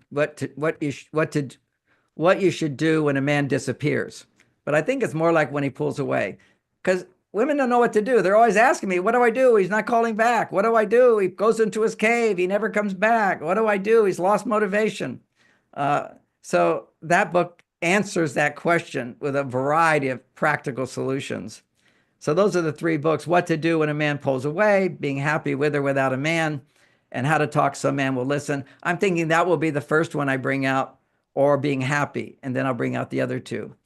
Okay, so everybody put in your votes. Which Put in your one? votes. I'll listen because I'm just about to decide which one to put on Amazon first. Yeah, put in your votes of what you have the most, interest in. And while you're doing that, I do want to take you to John's website, where all things John Gray live. And of course, what's the website? Well, of course, it's marsvenus.com. Marsvenus.com. And that's a picture of John with his daughter. And he's got a really fun quiz on how to get everything you want in relationships. So definitely, that's a 3-day class. That's a free 3-day class for people online. And then we have courses up there. We have blogs. We have events. We also have a place at the very bottom, which is called Contact Us. I used to have a wellness site at on my website, and people are always wanting wellness advice. Well, people are all asking me what supplements to take for balancing their hormones. And so if you go to marsvenus.com, just contact, and say you'd like to know John's health recommendations, one of my Mars Venus coaches on health and wellness will contact you and give you the names of these different products that I recommend. I don't put it in the print because sometimes they're changing and whatever, but there's products that I recommend particularly for helping to balance hormones. For men, it's a really big deal these days, testosterone. Men's average testosterone levels today for every age level is half of what it was 50 years ago. Half. And everything about a man's positive mood has to do with healthy testosterone levels. The old thinking before my books and the research which is out there, I popularize it. People don't realize this. They all think that testosterone makes men aggressive. Testosterone makes men angry. No, if you also if you take testosterone injections, then you do have road rage. But if you look at the biology of what happens, is that if you lose confidence and you're a man, if you're not having confidence, then what happens is your testosterone levels convert into estrogen, and you have high estrogen levels. Always, whenever a man is procrastinating, a man is moody, a man is feeling sorry for himself, a man is irritable, a man is grumpy, a man is passive aggression, all those things, his estrogen is high, his testosterone is low. And I focus particularly for men, but also for women, very important, is belly fat. Okay, for men, as we get older, our testosterone levels go down, down, down. It's directly linked to our belly fat. The more we've not managed our testosterone, for example, my testosterone is 50% higher than I was a young man. It's probably 3 times higher at this moment than I was as a young man, because I'm expressing myself with confidence. I'm making a difference. I'm happy. I'm fulfilled. I'm all the things that Vincent talks about. I made my place in the world. I'm validated. It takes a whole lifetime. There's no part of me that doesn't feel good enough. Okay, I'm good enough. I'm not perfect. I don't have to be perfect. As a matter of fact, I realize I can pretty much only do one thing good, which is help people with the relationships. But I can do that. I see it my whole life. I've been doing it. I'm healthy. But as you get older, there is this tendency. I would say it's directly related to how many times you complained out loud. Anytime you complain out loud, if you're a man, your estrogen levels are going up, and your wiring in your brain is going towards going to your female side when there's challenge rather than going to your male side. What a man has to learn to do is suck it up. Now, it seems so harsh and cruel, and I know we live in this soft, wimpy environment, and the poor guys with their low testosterone, their high estrogen, their feelings get hurt. Okay. I've studied Qigong. I'm Qigong master. Okay, I go to China for 12 years. I'm a Hindu master. I've been there for 18 years. I studied all these things. And if you look at, in India, it's equanimity. Okay, in China, the sweet story. One of my favorite Chinese phrases is "Men don't cry." Okay, men don't cry unless their heart is broken. Now, that's the biology of a man. A man should not talk about his emotions unless the problem is really big. Okay, then he has to process his emotions because his estrogen has gone way high. Like when my wife died, I had to process my emotions. I was extremely emotional. Okay, and I am an emotional person, but if I have negative emotions, because I'm very much male female, I got both male and female energies, got high testosterone, high estrogen. And in that state of balance, if I'm tipped over one direction, out of balance, a man will experience emotion, negative emotion. See, I understand negative emotion is just low testosterone. So, what's the most powerful way to raise your testosterone when you're emotional? Use your muscles. That's all you have to do. This is why the old phrase, suck it up. I can just contract my stomach muscles, okay, which are strong abs. That's the most important exercise for a man is strong abs. All you have to do is contract your muscles and don't talk. You contain those negative emotions and they disappear. And people go, where'd they go? Well, your body just stopped making them because you raised your testosterone. Now, women think, oh, no, you must be suppressing those emotions. You need to talk about those emotions. Therapists say, oh, you must talk about those emotions. Well, as soon as you talk about them, now you have to suppress them. Okay. If you, it's just, when men talk about negative emotions, it actually raises your estrogen. When women talk about negative emotions, it raises their estrogen and they need to talk about it. If they can talk about it, then their stress goes down. But if men talk about negative emotions or use negative emotions to get what you want, then what happens is your testosterone goes down. Okay, now estrogen becomes a predominant player. This is in my healing workshops, what we have to realize, if ever you use a negative emotion to get what you want or to control you. So let's say my fear holds me back. I'm just creating pathways in my brain to let fear rule my life. If I use anger to hurt somebody or intimidate somebody or punish somebody, then now I'm an emotional being. Now I'm using anger, so I'll get angrier easier and easier and easier. If I feel like sad all the time and I'm using that as an excuse to get attention or use that as a tool to get sympathy, feel sorry for me and give to me, then what happens is the brain goes, oh, I'll use that. Whatever you use to get what you want grows stronger in your brain. And for women, they need to use emotions, but not to change the outer world, not to change their husband. That's called complaining. Instead, learn to share your negative emotions so you can be aware of them and let them go. So let love always be your guiding star. Love is the opposite of all these negative emotions, and a little confusing for people is you only have negative emotions towards your partner because you love them and you care about them. And so people confuse negative emotions as, well, I'm loving you right now. No, you're upset with me because you do love me, but right now you're not loving me.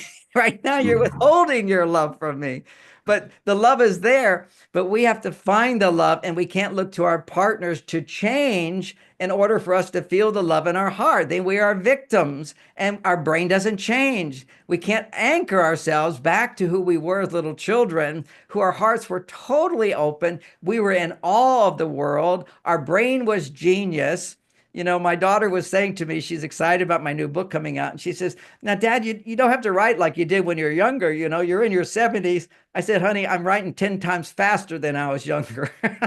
Oh. It's just, I haven't written in 6 years. So a lot of it's coming out now. I continue to teach, but it's because we have genius inside of us when we connect with our emotions inside. And so when I'm talking about men don't talk about your emotions, I'm not saying don't be emotional. I'm saying be aware of your emotions, just don't talk them out loud. Yeah. Unless it's a big problem, and then your estrogen levels have gotten to a really high level. And even then, I don't talk about them. I process them quietly and by journaling. And I should mention to everybody that very soon I have my Mars Venus Heart Space app, and it will be at my website, and it will process your negative feelings just as if you came into my office and I asked you the questions to help you go through all of your negative emotions. It's an amazing tool that people will be able to have is the Heart Space app. One of the more profound techniques that I teach that people usually don't do it. It's too hard to do. Now the computer will do it for you. But it's when you're upset with somebody, you give yourself a chance to vent your feelings, your anger, and then your sadness, and then your fears, and then your regrets, and then what you want, what you need, what you wish. And then you imagine and you write all that out. And then you imagine the person you're upset with expressing love and support for you, giving you active listening, reflecting back what you're saying. And then you imagine if you got that support, how would that make you feel? And then it writes out what it would make you feel and gives you affirmations, and you go through a whole therapy session automatically for you. I've been working on this algorithm since 1994, and now with the help of chat, I can make it work. It's fantastic. And so it's coming out. It's a very John, exciting when time that for comes me. out, let's have you on the show again to launch it. I would love to do that. Maybe we'll do it in collaboration. 'Cause, you work a lot with Tangela, and she is my co-host once a month. So let's do another one to when you launch that, because I would love to share that. Oh, it'll be so much fun. It's Oh, yeah. so great. It's That so sounds great. fantastic. And Yeah. again, I want to remind everybody about Sean. There he is. I mean, he's on the cover of the New Living Expo digital guide. And so definitely make sure let's all come and be with John. And thank you, John. You're amazing. You're absolutely amazing. All that you provide and all your wisdom. And you're so generous with sharing it. Thank you. Thank you. Thank you. Oh, it's such a pleasure. Always good to see you, Scott. And thank you all and all the wonderful presenters today. If I left anybody out, excuse me. And then Omashar, loved your music. It's fantastic. You were great, John. And I learned some meditation in the 70s at the ashram in Santa Monica. So TM is great. Thank you. Yeah, well, if I remind people, now I don't do TM anymore. It's a good beginner's technique. I recommend it to everybody. But a lot of people are more advanced than beginners, and so they get bored doing beginner's techniques. So if you get bored, for some people you can be very advanced and do it, but some people it doesn't always, it makes them bored. I'd be bored doing it. So I have a different, more Qigong type version of moving the energies through your body and expanding to your bigger bodies and your bigger bodies and expanding out to the universe. You can experience, I have over 40 different meditations. They're all at, what is it called? On YouTube. Your channel, yeah. Yeah, well, not my channel. It's just out. Maybe it's my channel. I'm all over the place, but it's John Gray Radiant Mind Meditation, and there's like 40 of them, and they're on manifestation. They're on higher states of consciousness. They're on healing your past. Building confidence. All those different types of processes. Take your pick. They're all fun. Thanks, John. We'll see you in a couple of weeks. Yeah, looking forward to being there. Yeah. All right. Well, thank you, Ken, for being my co-host. Looking forward to seeing you in 2 weeks. Looking forward to seeing as many of our audience as possible. Again,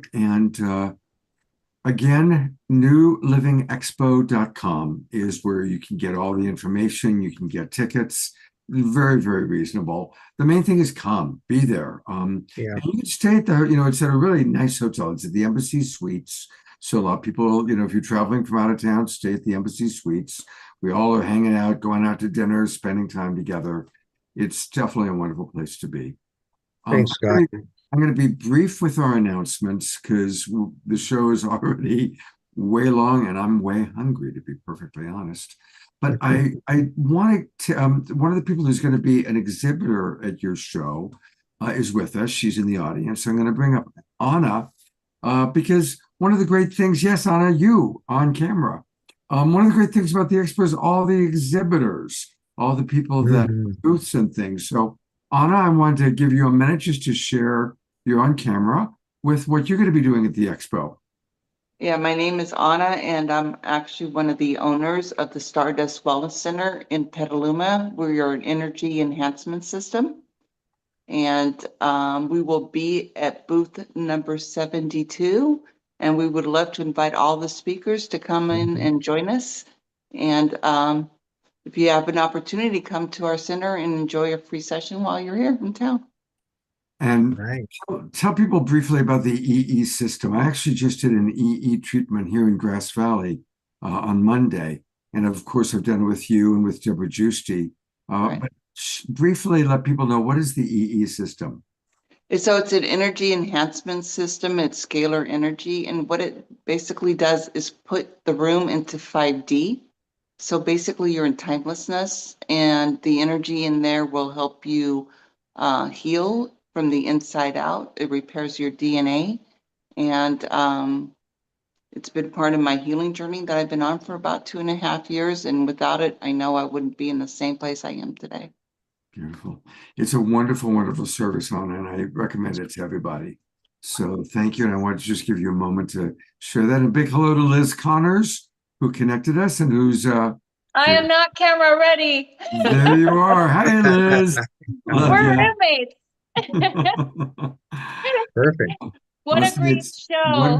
one big family here. Yes. Yes, we definitely want to invite folks to come check out the amazing center. I've been to multiple centers up and down the West Coast, and the one that Anna holds space at, because of her amazing energy, is so high vibe, like off the charts. And again, not sure if you heard, but she's offering that you come visit us for a free session. It's about 23 to 26 minutes, depending on traffic, right from the Embassy Suites. Okay.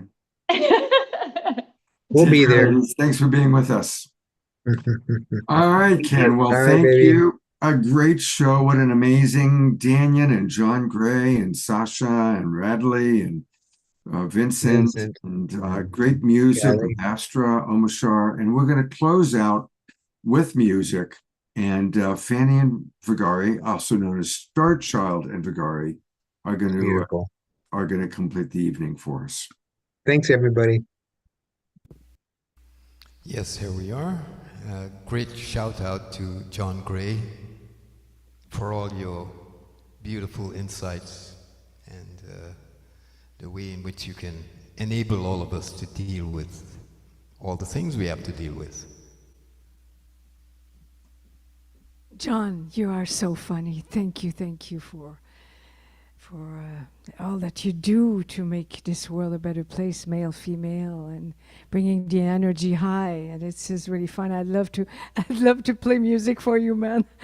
But I will play here tonight. So I'd love to be at the Expo and share our loving light together, because we have I think that a couple stay together if they play together, not just in the bedroom, but if you dance together, play together, have fun together. Well, that's what we do. That was what we do. That's why we're together for 30 years. So we're still doing it, and our love grows and grows. So here we are. And of course, much love to all of the other presenters. Yes. You're all quite interesting. And thank you, Scott, for being at the helm of all of this. So here we are. We fly with the music. This is how we truly make our love.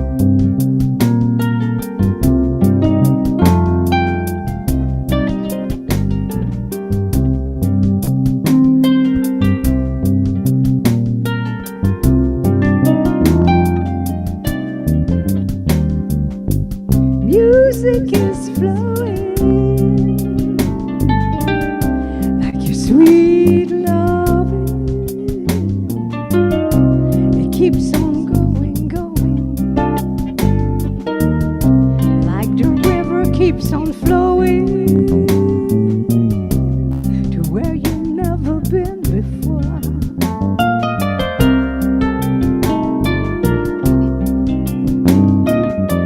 It's a blissfulness, a benediction, an ecstasy that should not be contained within you.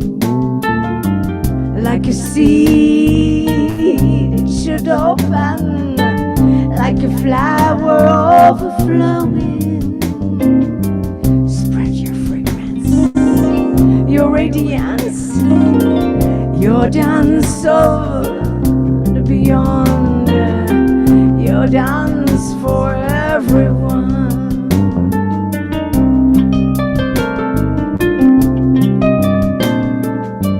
Music is flowing,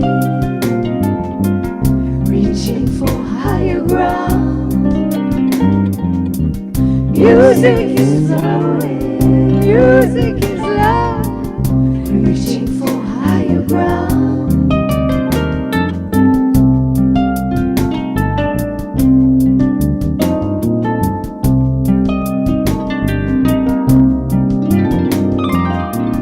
Music is love in all the colors, in harmony with the water.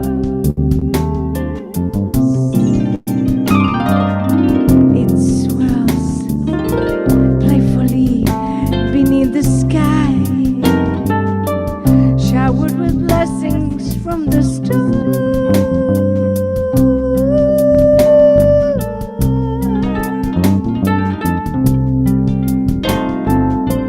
Come in passion, spread your light, the dance of the beyond, reaching in and reaching out, in the dance of the lovers. Yes, yes. Drink of the sweet nectar and listen. Reaching in and reaching out from the divine within. Music is flowing, reaching for higher ground. Music is flowing, reaching for higher ground. Reaching for higher ground, reaching for higher ground.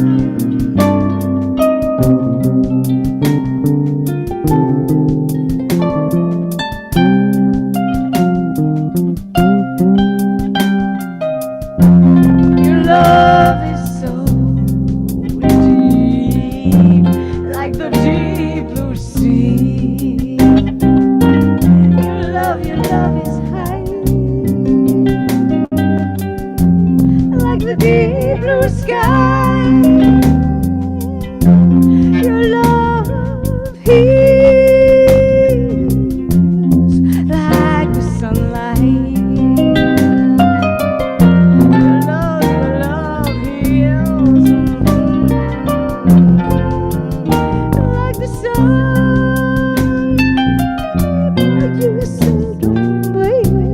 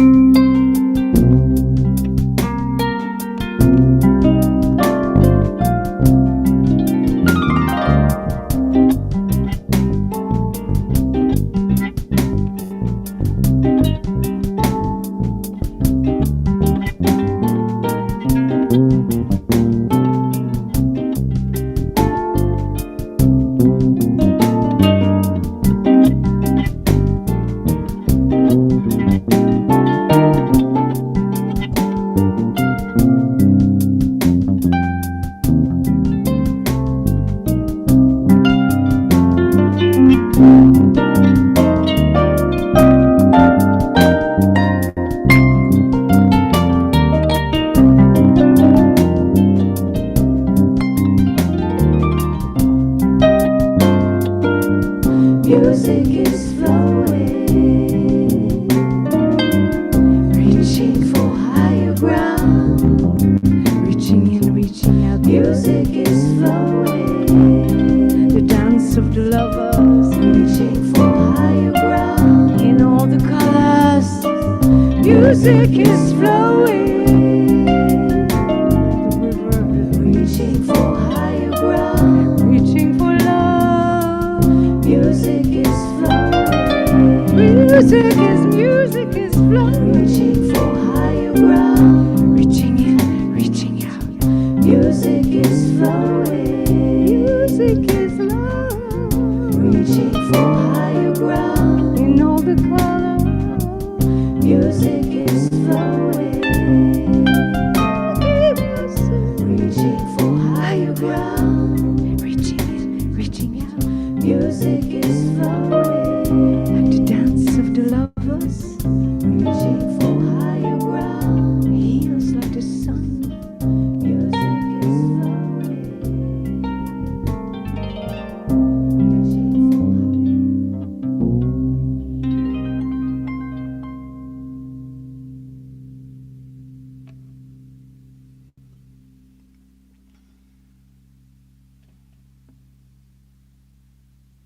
Beautiful, beautiful way to conclude an incredible show. Remember, you can find Star Child and Vigari right here. There's their phone number. It's starchild.ca.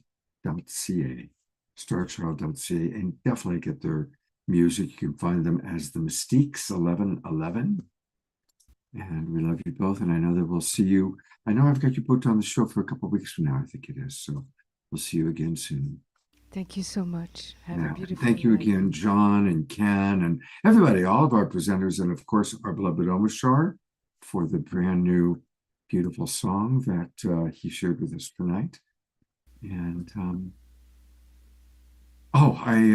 next week's shows, Wednesday night, I will be at the Evolutionary Leaders Circle Retreat. I'm driving down to Santa Barbara tomorrow. And so Wednesday's show is going to be members of the retreat who are going to be there. Pato and Antoinette are coming, Kristen Hoffman, so many of the people you've seen on this show. But I'm going to probably try and invite some of the people you haven't met yet that are part of the Evolutionary Leaders. And the next Saturday night is another Soul Search collaboration. And so we'll have psychics and healers here to share good things with you. Thank you, everybody. And final thought, remember, tomorrow's Sunday. We can make it a sacred Sunday, and we can make any moment, any day sacred by choosing to see the divine in all. Let's do that. Let's make a commitment to remember our dreams tonight and remember to write them down first thing in the morning. And let's all get the wonderful wisdom from John Gray. So many wonderful resources provided to us tonight. I'll bring up Ken one last time. Ken? Oh, baby, thanks. 2 weeks. 2 weeks from yesterday. Yeah, from yesterday. Yeah. And I went dancing last night with at Oshkosh in Berkeley, so I can relate. Doing fun things with the wife. Absolutely, yeah. Beautiful, guys. Thanks. All right, I'll bring up John and Omashar one last time, just for us to appreciate them and that they're still with us all this time. Thank you. And Fanny and Vigari, thank you very much, all of you. And God blessings. Blessings, all of you. Have a beautiful Sunday. Keep on loving.